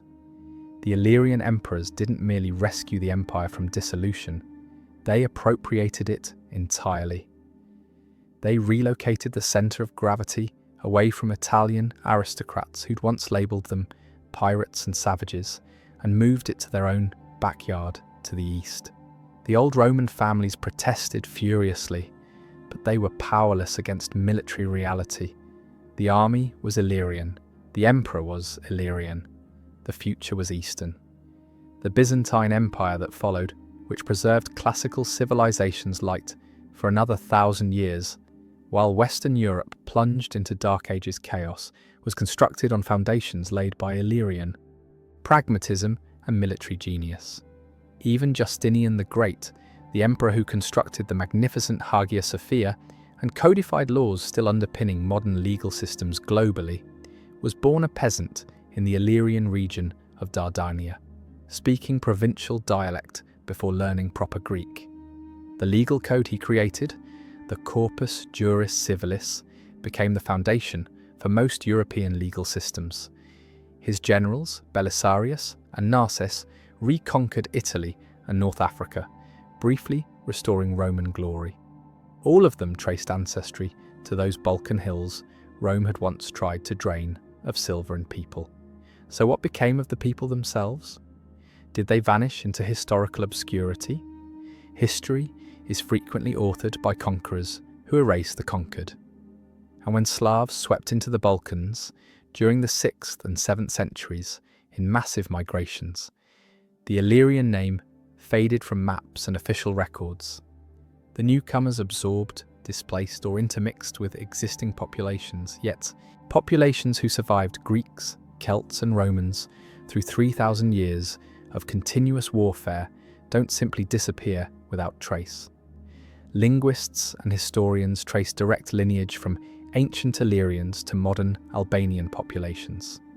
The Albanian language constitutes a unique Indo-European tree branch, a living fossil likely preserving tribal speech that once defied Roman legions in mountain passes. It shares no close relatives with neighbouring Slavic, Greek, or Romance languages, standing alone as testaments to ancient roots. In Albania and Kosovo's high mountains, where topography still protects traditional ways, clan traditions persist. The fierce honour code, known as the Kanun, governing blood feuds and hospitality, and the unyielding independent spirit echo Queen Teuta and King Agron's world across the millennia. The Albanian Highlanders' reputation for fierce independence and martial prowess mirrors their ancient predecessors, who made Rome bleed for every inch of coastline. The saga of the Illyrians constitutes history's most extraordinary reversal of fortune. They began their journey as Rome's adversaries, branded as outsiders, uncivilized raiders, maritime criminals. Roman armies hunted them, conquered their territories, carved up their kingdom, and forced them into bondage, yet annihilation eluded Rome's grasp. These supposedly primitive pirates penetrated the imperial system, designed to destroy them, climbed to occupy the emperor's throne itself, and guided Western civilization's ship when it was sinking beneath the waves. When Lucius Coruncanius stood before Queen Tutor in 230 BC radiating contempt, convinced he was confronting barbarism personified, he possessed no comprehension that he was gazing upon the bloodline that would rescue Rome from collapse. Italy's eagle may have claimed divine mandate, yet across centuries that followed, Illyrian warriors from the Balkans kept that eagle aloft, when Roman aristocrats had abandoned all hope. If this excavation of the Adriatic's forgotten kingdom resonated with you, please hit that like button and subscribe to the channel. It signals to the algorithm that uncovering buried history has value. And I'm eager to hear your perspective in the comments section below. Could Rome have weathered the 3rd century crisis without these Illyrian soldier emperors ascending to power? Or was imperial dissolution inevitable, regardless of who claimed the purple? Share your arguments below and let's explore this question together. Until our next historical investigation, continue seeking the authentic narratives concealed within the past's forgotten corners.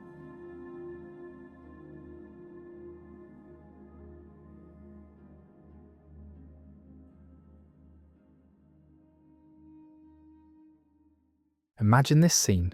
You stand as a battle-tested Roman warrior upon a warship's deck. You have devastated armies and overthrown nations across the known world.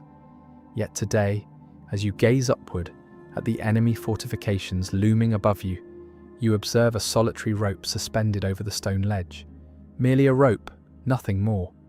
However, the moment you witness it dangling there, you abandon your shield without hesitation.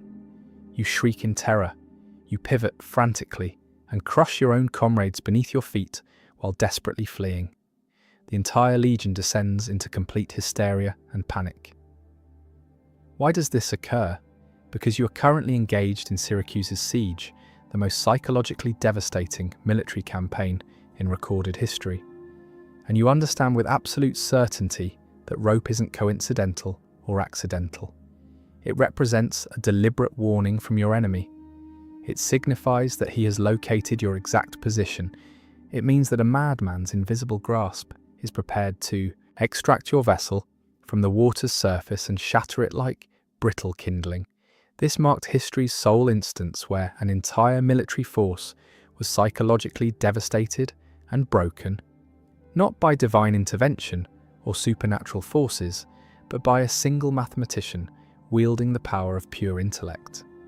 Before exploring these often overlooked tales of human endurance and profound anguish, if you genuinely value discovering history's most concealed and fascinating truths, please consider striking that like button and subscribing for additional educational content of this nature. Please take a moment to comment below, indicating your current listening location. I find it truly remarkable and inspiring that we are investigating these ancient narratives together from various global regions, connected across vast expanses of time and space through our shared historical curiosity and passion for understanding the past. The year is 213 BC, and Rome faces absolute desperation on multiple fronts. Hannibal Barca ravages the Italian peninsula with unprecedented brutality, while the Roman Republic hemorrhages toward inevitable death. They require a decisive military victory immediately, and they cannot afford further delays. Thus, they direct their undivided attention towards Sicily, the enormously prosperous island fortress that strategically controls the entire Mediterranean region. Should Rome successfully capture Sicily, they will survive this existential crisis. Should they fail in this crucial endeavour, they will face mass starvation and ultimate collapse. The Roman Senate unleashes their most devastating ultimate weapon, Marcus Claudius Marcellus, known throughout the empire as Rome's sword, commanding a massive naval fleet and thousands of Earth's most skilled and ruthless killers. Marcellus exhibits dangerous arrogance born from countless previous victories. He observes Syracuse's imposing walls and laughs dismissively. He confidently informs his military engineers, "We shall capture this city within merely 5 days of active siege." He perceives only stone and mortar construction. He envisions nothing more than a basic physics problem that he can crush through overwhelming brute force and superior numbers. However, Marcellus unknowingly walks directly into an elaborate and deadly trap. He isn't confronting a conventional military general or traditional enemy commander. He's facing a 70-year-old, reclusive scholar named Archimedes, whose mind operates on levels beyond ordinary human comprehension. This elderly man doesn't seek personal glory, political power, or material wealth. He values only the pure beauty and precision of geometric principles. For the first time in recorded history, pure intellectual brilliance wages methodical war against a military superpower. What follows in the coming days isn't a conventional battle between opposing armies. It constitutes a cruel, meticulously calculated scientific experiment. Marcellus brings traditional swords and bronze shields to the confrontation. Archimedes brings revolutionary levers and precisely angled mirrors. Before the siege's conclusion, Rome's most powerful and feared general will be reduced to weeping openly, staring helplessly seaward, desperately wondering how one elderly scholar transformed his previously invincible fleet into scattered pieces of worthless driftwood. To truly comprehend the full magnitude of the impending tragedy that was destined to unfold at Syracuse, we must carefully examine the Mediterranean's geographical map. Observing the vast Mediterranean Sea reveals that Sicily isn't merely another island among many. It represents a crucial stepping stone between continents. It constitutes a geological football that has been kicked back and forth between the competing powers of Europe and Africa for countless centuries. Whoever successfully controls Sicily effectively controls the Mediterranean's strategic throat. This control governs all major trade routes flowing between east and west. It provides harbour facilities for massive naval fleets. Most importantly, from an economic perspective, Sicily's incredibly fertile volcanic soil produces sufficient grain quantities to feed an entire empire's population.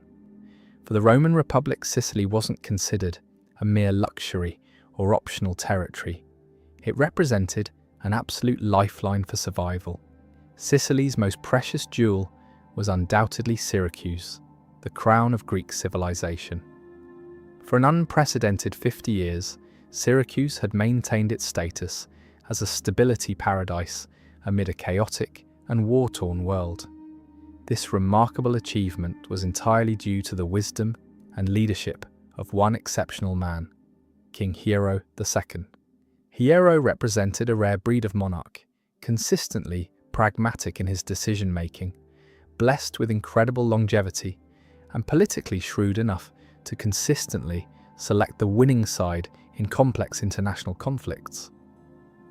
Decades earlier, during the devastating First Punic War, he had carefully observed Rome's rising power and influence alongside Carthage's long-established might and dominance, ultimately placing his crucial political wager on Rome's future success.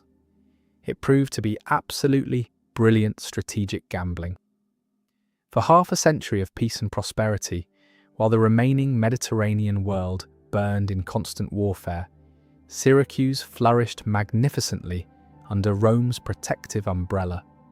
It developed into a brilliant beacon of Greek culture, sophisticated art, and advanced scientific knowledge. It was during this remarkable golden age that Hiero's intellectually gifted cousin, the notably eccentric Archimedes, was granted complete free rein to explore the absolute limits of mathematical understanding, remaining completely oblivious to the fact that his royal patron was quietly steering the state through an incredibly dangerous geopolitical minefield. However, in the unpredictable ancient world, political stability often represents merely a temporary pause between inevitable catastrophes. Serious trouble began, as it frequently does throughout history, with the untimely death of a strong and competent leader. In 215 BC, the aged King Hero died peacefully at the remarkably advanced age of 90 years. He left his prosperous kingdom not to an experienced statesman or seasoned military commander, but to his completely inexperienced 15-year-old grandson, Hieronymus. If recorded history has taught us anything valuable, it's that combining absolute political power with teenage hormones creates an extremely radioactive and dangerous combination. Hieronymus possessed everything his wise grandfather distinctly lacked: overwhelming vanity, susceptibility to manipulation, and disastrously impulsive decision-making tendencies. He ascended to Syracuse's throne at the worst possible historical moment imaginable. Across the Italian waters, the brilliant Carthaginian general Hannibal Barca was systematically dismantling Roman armies with unprecedented tactical skill. The catastrophic Battle of Cannae had just occurred, a military slaughter so complete and devastating that the mighty Roman Republic appeared mere days away from total extinction. Young Hieronymus carefully examined the intelligence reports reaching his court. He observed Rome on its knees, bleeding profusely and seemingly broken beyond repair.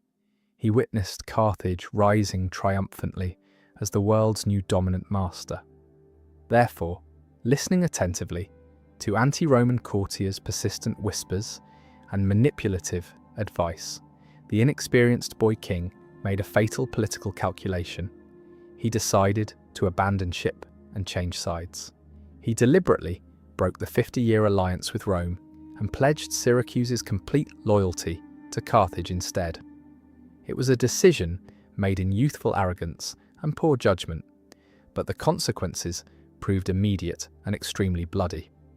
The established pro-Roman political faction within the city was systematically purged through execution and exile. Syracuse, once Rome's most loyal and trusted friend, had now transformed into a dangerous enemy base, positioned directly on their strategic doorstep. For the Roman Senate, this betrayal wasn't merely a significant strategic loss to be managed, it represented a profound stab in the back during their darkest hour. While they were already fighting desperately for their very lives against Hannibal, this unexpected betrayal stung far deeper because of their shared history and previous friendship. They absolutely couldn't allow such treachery to stand unpunished. However, the impulsive boy king Hieronymus wouldn't live long enough to witness the devastating war he had carelessly started. His tyrannical rule was so brief and incredibly brutal that he was assassinated by his own desperate people after merely 13 chaotic months of misrule. But the irreversible damage had already been done. The pro-Carthaginian political faction quickly seized control of the resulting power vacuum, systematically executing all remaining pro-Roman family members and permanently locking the city gates. The die was definitively cast. Syracuse was now officially at war with Rome. Back in the eternal city of Rome, the Senate didn't hesitate for a single moment.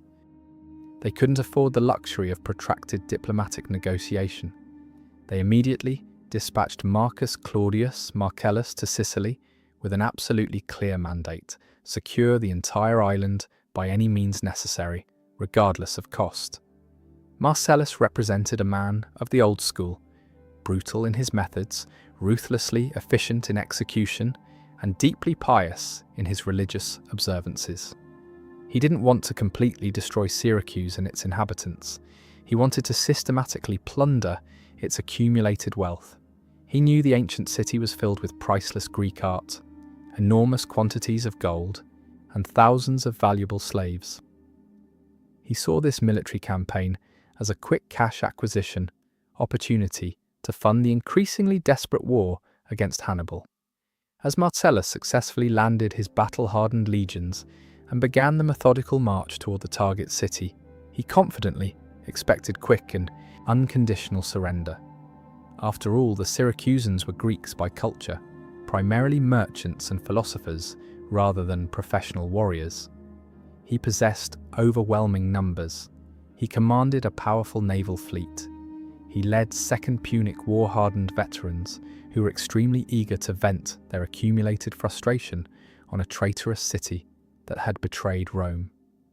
Marcellus looked up at Syracuse's towering defensive walls and saw only stone construction and engineering. He didn't realize that for several decades King Hero had been persistently pestering his intellectually gifted cousin Archimedes to apply his abstract mathematical theories to practical military defense applications. He didn't understand that these walls weren't just passive walls designed for protection. They were integral components of a sophisticated machine designed for destruction. The historical stage was now completely set for tragedy. The diplomatic representative was dead. The foolish boy king was murdered. The opposing armies were marching toward inevitable confrontation. Syracuse's peaceful golden age was permanently over. The violent Iron Age was about to begin with unprecedented brutality. To understand the sheer absurdity and impossibility of what happens next, we must first properly respect and analyze the enemy force. The military force approaching Syracuse wasn't a ragtag band of undisciplined mercenaries.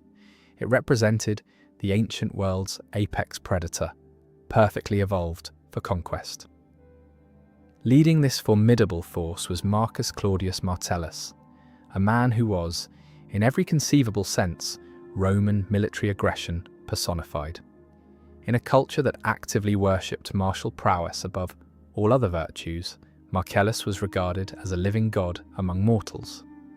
Years previously, he had achieved the legendary Spolia Opima, the highest honor any Roman general could possibly earn, by personally killing an enemy king in single combat and then stripping the armor from his dying body. He was brutal beyond measure, deeply pious in his religious convictions, and absolutely relentless in pursuit of victory.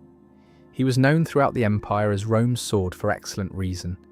He didn't merely defeat enemies in conventional battle, he completely broke their will to resist. Marcellus brought the Republic's full military weight with him to Sicily. On land, the legendary Roman legion marched in perfect lockstep formation. Thousands of heavily armed infantrymen who had transformed warfare into an efficient industrial process. They were accomplished engineers as much as they were skilled soldiers, demonstrably capable of building sturdy bridges, straight roads, and impenetrable fortifications virtually overnight. But the most significant threat came from the sea itself. Marcellus commanded an impressive fleet of 60 quinquereme, massive warships featuring 5 banks of synchronized oars manned by battle-tested Roman marines who were genuinely itching for violent combat. However, Marcellus wasn't merely relying on raw muscle power and superior numbers. He brought his own sophisticated technological innovations to this particular party. Roman military engineers had constructed a terrifying siege engine known as the Sambuca. Envision a massive wooden ladder wide enough for 4 armed men to run up abreast, expertly mounted on a mechanical hinge between 2 securely lashed together warships. Using an ingenious pulley system, this bridge could be raised high into the air and then dropped directly onto enemy battlements, allowing an unstoppable flood of Marines to storm the walls without ever touching ground level. It was a masterpiece of military engineering innovation. It was imposing in appearance, terrifying in application, and had never failed in previous deployments. As the sun rose majestically over Syracuse Harbour on that fateful morning in 213 BC, the sight must have been absolutely apocalyptic. The entire horizon was filled with threatening Roman sails stretching beyond visual limits. The ground shook rhythmically, with thousands of legions synchronized marching. Inside the Roman military camp, the prevailing mood was one of professional impatience mixed with confident anticipation. To Marcellus and his experienced officers, this wasn't a battle for survival against a formidable enemy. It was merely a routine mopping-up operation against inferior opposition. They knew about Archimedes, of course. They were aware he was a famous mathematician, a scholarly intellectual who drew geometric circles in sand for entertainment. But in a typical Roman general's practical mind, geometry was nothing more than an amusing parlour trick. Abstract philosophy didn't stop a sharp gladius. Theoretical mathematics didn't stop a siege tower. Marcellus was so supremely confident in his inevitable victory that he allegedly made a dismissive joke to his subordinate officers, looking at his massive sambuca engines and then at the city walls, arrogantly remarking they were about to drink up the seawater and wash away the pathetic defenders. He staged a classic two-pronged assault strategy. His legions would attack the Hexapolon Gate on the landward side, while his powerful fleet would smash directly against Acradina's sea walls. It was a classic hammer and anvil strategy that had never failed. There was absolutely no escape route for the enemy. Military logic dictated that Syracuse would fall within 1 week. The definitive order was given with ceremonial authority. Trumpets sounded throughout the camp, a low, mournful blast echoing dramatically off limestone cliffs. Experienced oarsmen began rowing with practiced efficiency. Sambuca towers were raised methodically, casting long ominous shadows over the dark water. The Roman war machine lurched forward with mechanical precision, confident, loud, and seemingly inevitable. They were about to knock aggressively on the door of the smartest man who ever lived, having absolutely no idea that he was patiently waiting for them with prepared surprises. The Roman fleet surged forward with tremendous momentum. Hundreds of oars churned the water into white foam as massive quinqueremes raced toward Atradina's sea walls. The tactical plan appeared absolutely flawless. Ships carrying Sambuca siege towers moved in coordinated pairs, lashed together securely, aiming to slam their bridges onto battlements and flood the city with battle-ready marines. Soldiers on deck braced themselves professionally, shields locked in formation, eyes fixed intently on limestone parapets. They waited for the expected arrows. They waited for the traditional stones. They waited for the usual chaotic resistance of any besieged city. Instead, they were met with something far worse than conventional defense, mechanical precision that defied comprehension. As the ships entered the predetermined kill zone, Syracuse's walls seemed to come supernaturally alive. Massive wooden beams hidden behind fortifications suddenly swung outward on expertly crafted, swiveling axles. They didn't resemble conventional weapons of war. They looked like skeletal arms of some enormous buried titan emerging from the earth. Hanging from these beams' ends were heavy iron grappling hooks, some shaped like enormous eagle talons, others resembling giant tongs. Romans paused in confusion. Bewilderment rippled through their disciplined ranks. What were these strange contraptions? Before the retreat order could even form on a centurion's lips, Archimedes' legendary claw dropped with devastating effect. Operators inside walls released carefully balanced counterweights. Iron talons plunged from the sky with terrifying speed, crashing through Roman ship decks or latching securely onto their prows. The sound was absolutely deafening, the shriek of tearing timber combined with the groan of straining ropes. Then physics took complete control. Inside the city, teams of oxen or groups of men pulled on the massive levers' other ends. Physics is indeed a cruel mistress. The fundamental laws of leverage dictate that small force applied over long distances can literally move mountains. Archimedes had ingeniously turned his city's walls into history's deadliest levers fulcrum.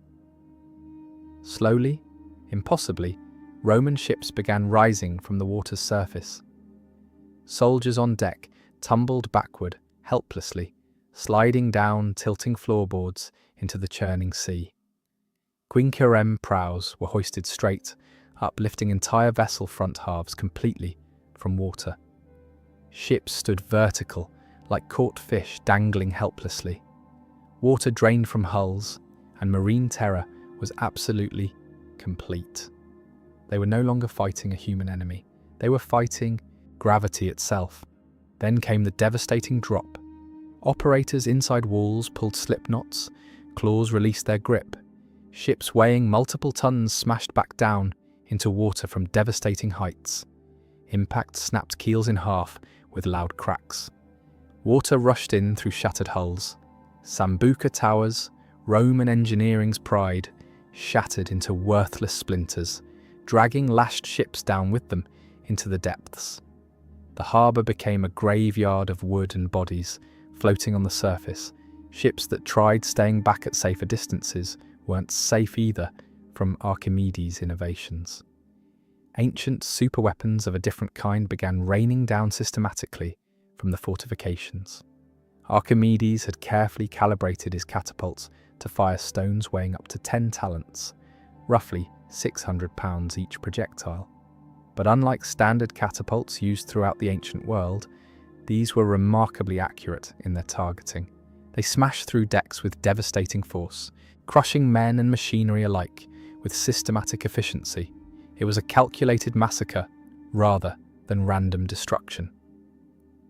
Marcellus, watching helplessly from his command ship, was stunned into complete silence by the unprecedented display. He saw his previously invincible fleet being picked apart methodically, like toys in a bathtub. He had come expecting to fight a conventional war, but had unknowingly walked into a slaughterhouse operated by a brilliant geometer. The Iron Hand had not just crushed his ships physically, it had crushed the very concept of Roman military superiority and invincibility. If the mechanical claw represented the sea's ultimate nightmare, what happened next constituted the sun's nightmare made manifest. Surviving Roman ships, severely battered and leaking badly, pulled back desperately from the walls to what they desperately hoped was a safe distance. They were presumably out of catapult range, based on conventional calculations. They were definitely out of grappling hook reach. They bobbed uncertainly in the midday heat, exhausted crews trying frantically to make sense of the mechanical massacre they had just survived. But the genius Archimedes wasn't finished with his demonstrations.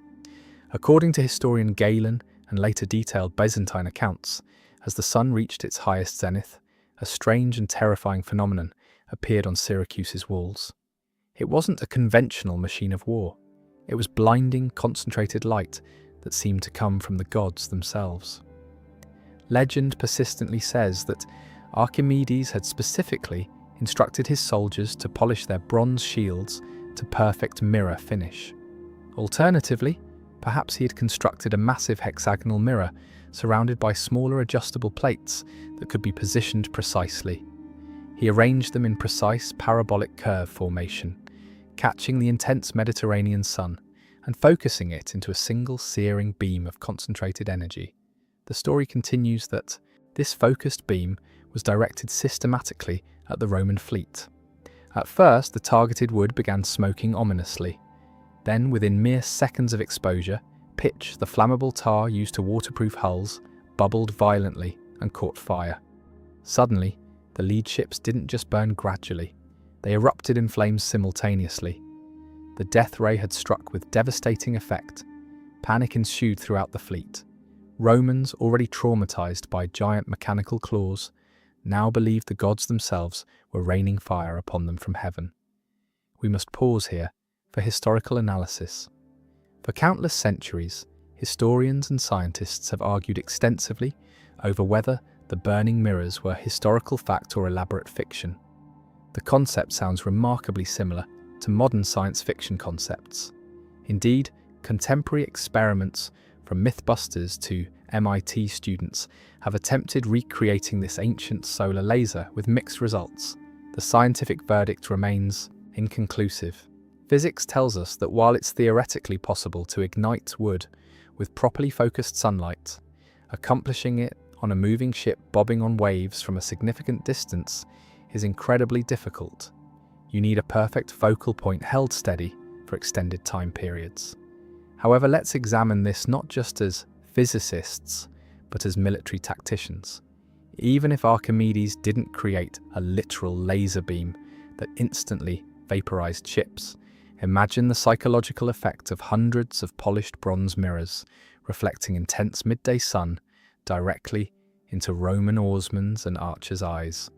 It would have been blinding dazzle camouflage that completely disrupted their ability to function. You couldn't see to aim accurately, you couldn't see to steer properly, and if you're a superstitious Roman soldier in 212 BC and you witness blinding, unearthly light, followed by even small fires on deck, you don't stop to calculate focal length or consider scientific explanations. You immediately assume it's divine sorcery. Whether it was literal death ray or sophisticated weapon of mass distraction, the psychological result was identical and devastating. Romans were completely paralyzed by fear and confusion. They couldn't get close to walls without being crushed by mechanical claws. They couldn't stay back without being blinded by mirrors or bombarded by accurate catapults. Rome's sword, the mighty Marcellus, was thoroughly checkmated. He looked at his burning ships and utterly terrified men, finally realizing that frontal assault was absolute suicide. He gave the only order he could under the circumstances: complete retreat. The mighty Roman legion had been comprehensively defeated without a single Syracuse soldier setting foot outside the city gates. It was a humiliation of unprecedented proportions. Marcellus was severely bruised but not permanently beaten. He remained a Roman consul, and Romans traditionally don't surrender just because a few ships get smashed. He realized the sea approach was an obvious death trap, so he systematically turned attention to land-based assault.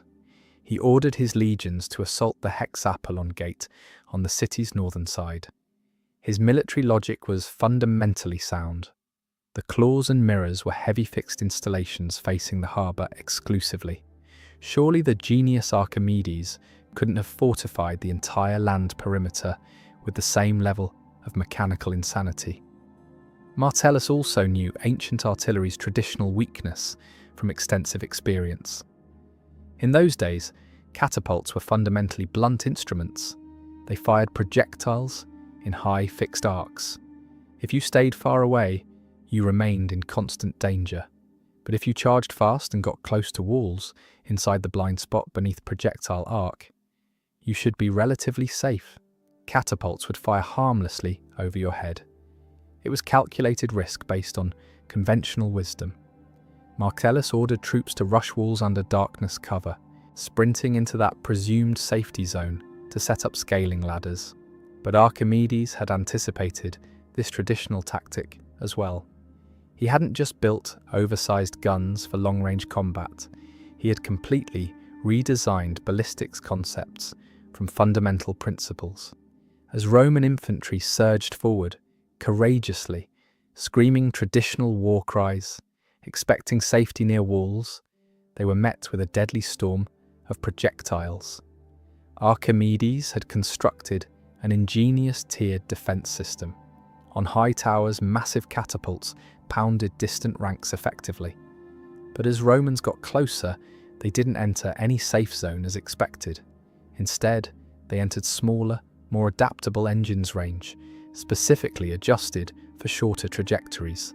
And when they finally reached the wall's very foot, the place that should have been absolutely safest according to military theory, they found hell waiting patiently. Archimedes had pierced city walls with hundreds of tiny holes no bigger than a man's hand. Through these cleverly designed loopholes, archers and operators of scorpions, small rapid-fire ballistae, could shoot point-blank at Romans without ever exposing themselves to counterattack.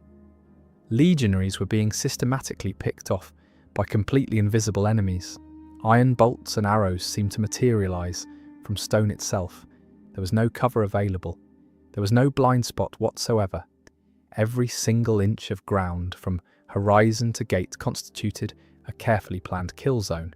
It was a complete humiliation. The Roman army, traditional masters of siege warfare throughout the known world, were reduced to running in circles like confused animals, terrified of walls that seemed to have supernatural eyes everywhere. Marcellus, watching his men retreat yet again, in disorder, finally reached his breaking point. But he didn't rage or explode in anger. In a moment of dark humour recorded by the historian Plutarch, Marcellus actually laughed bitterly.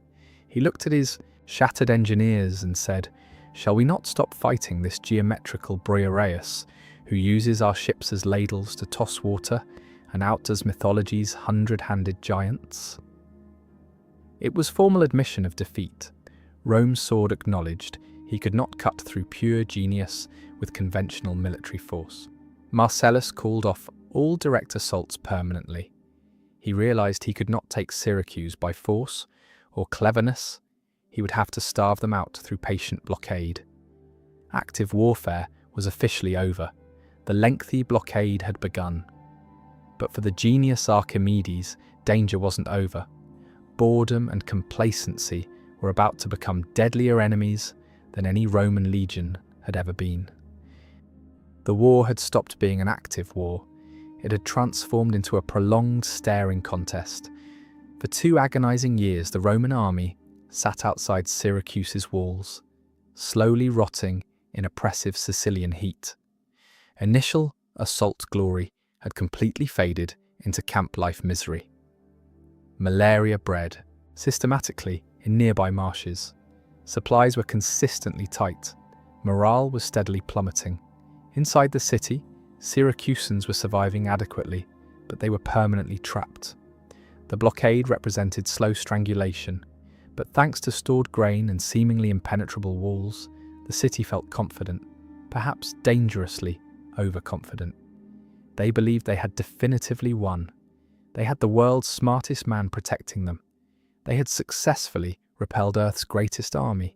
Hubris, as Greeks well knew from tragic experience, is always tragedy's inevitable prelude. However, Marcellus hadn't given up permanently. He had merely changed tactics systematically. If he couldn't break walls through force, he would study them scientifically. Every day, Roman patrols circled the entire perimeter methodically, looking for cracks, loose stones, sleeping guards. They were searching for what intelligence officers today call zero-day exploits.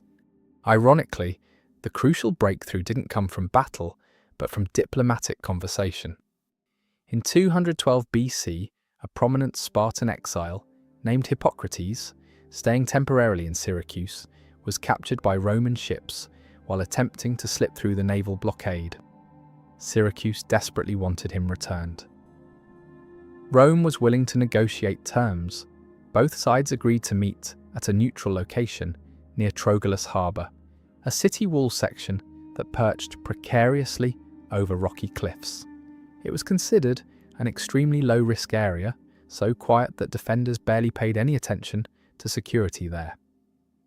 During prolonged negotiations, while diplomats argued extensively over ransoms and treaties, a Roman soldier, some sources say a centurion, others suggest Marcellus personally sent engineers, wasn't listening to the diplomatic words being exchanged. He was examining the wall construction with professional interest. Specifically, he was methodically counting individual bricks. This might sound completely ridiculous to modern observers, but this represents forensic engineering analysis at its finest. The observant Roman noticed that the wall at this specific point near Galliagra Tower was constructed on notably uneven terrain that created structural vulnerabilities. He carefully estimated individual stone block heights with practiced precision. He estimated mortar thickness between them with mathematical accuracy. He multiplied row numbers systematically. Then he performed crucial calculations.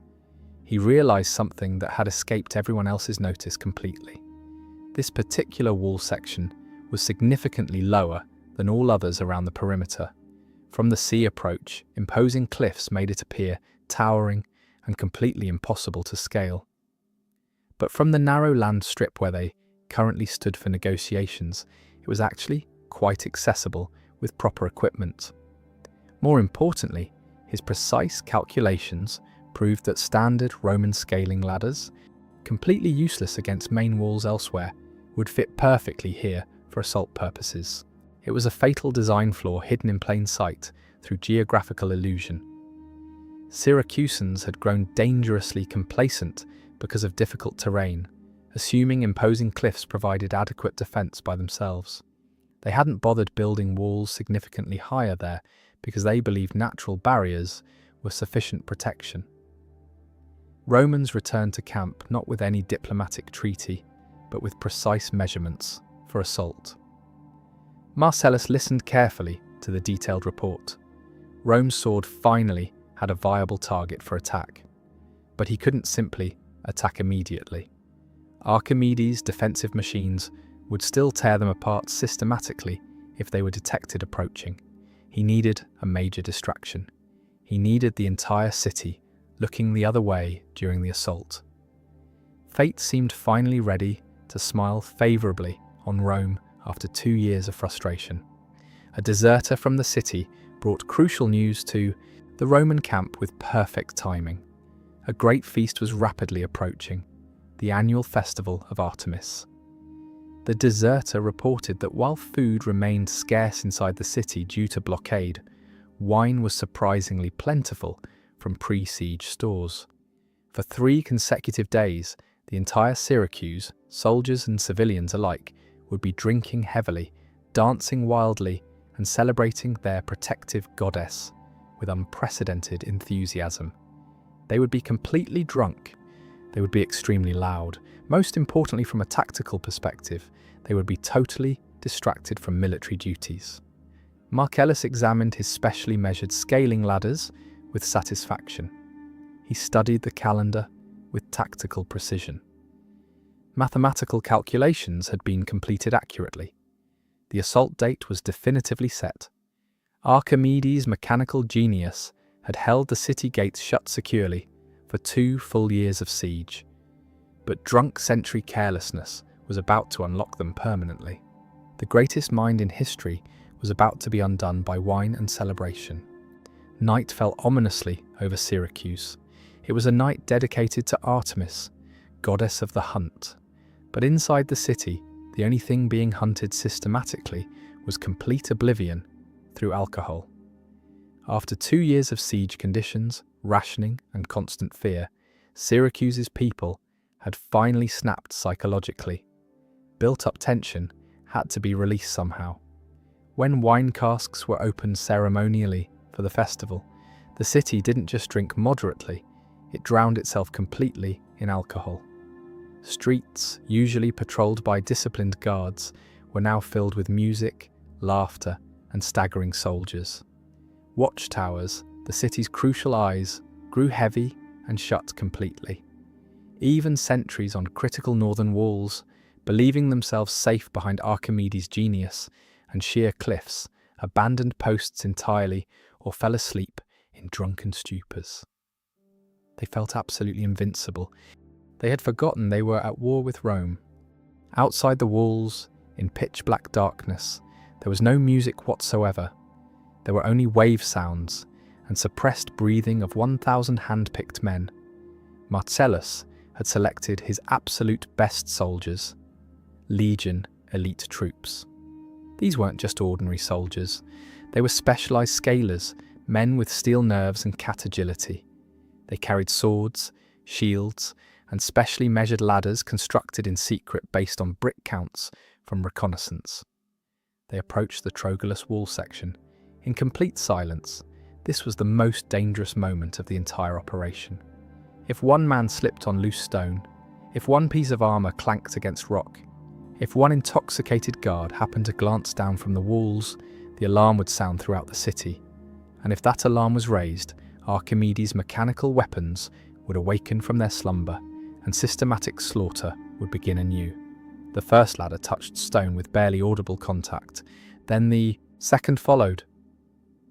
Romans began their ascent carefully. Picture this terrifying scene. 1,000 men hanging by their fingertips on a cliffside wall, suspended between the black ocean below and the enemy city above them. Above their heads they could hear muffled party sounds drifting from the streets, the very celebration that was saving their lives through distraction. The first legionary reached the parapet successfully. He pulled himself over the edge with practiced stealth. He drew his gladius silently. There was no challenge from defenders. The tower guards were discovered asleep at their posts, surrounded by empty wine flagons. Their throats were slit before they even knew the city had been breached. It wasn't an honourable battle. It was a grim, silent elimination of obstacles. One by one, towers along the northern wall were secured methodically. Romans moved through shadows like ghosts, seizing fortifications from inside out. They didn't light torches that would give away their position. They didn't cheer their success, they simply moved systematically to the next objective, the massive hexapolon gate. This was the main entrance to the city, from the northern approach, a fortress within a fortress. If they could open these gates, the siege would be over permanently. As dawn began breaking over the Mediterranean, painting the sky in shades of violent purple, Syracuse's citizens began slowly waking from their severe hangovers. The celebratory music had finally stopped, but something felt fundamentally wrong. The air carried a different quality. Then came the sound that would haunt survivors forever. It wasn't the sound of roosters crowing or markets opening for business. It was the sound of hundreds of Roman trumpets blaring triumphantly from inside their own city walls. The massive hexapolon gate groaned open with a sound like thunder. Hinges that had been shut tight for 2 full years of siege finally gave way, and through the archway marched the rest of Marcellus's army in perfect formation. The legions poured in like an unstoppable iron flood. Syracuse's citizens stumbled into the streets, rubbing their eyes desperately, only to see their worst nightmare standing in their living rooms. The panic was instantaneous and absolutely complete. The impregnable city, the fortress of science and learning, the Mediterranean's greatest jewel, had been conquered not by any superweapon or brilliant strategy, but by a simple ladder and several bottles of wine. Thank you for watching. If you enjoyed this deep dive into Syracuse's siege, please check out my other ancient warfare videos. Don't forget to subscribe and ring the bell so you never miss lessons from the past. I want to ask you, do you think the death ray was real, or was it Roman propaganda to explain their fear? Let me know in the comments below.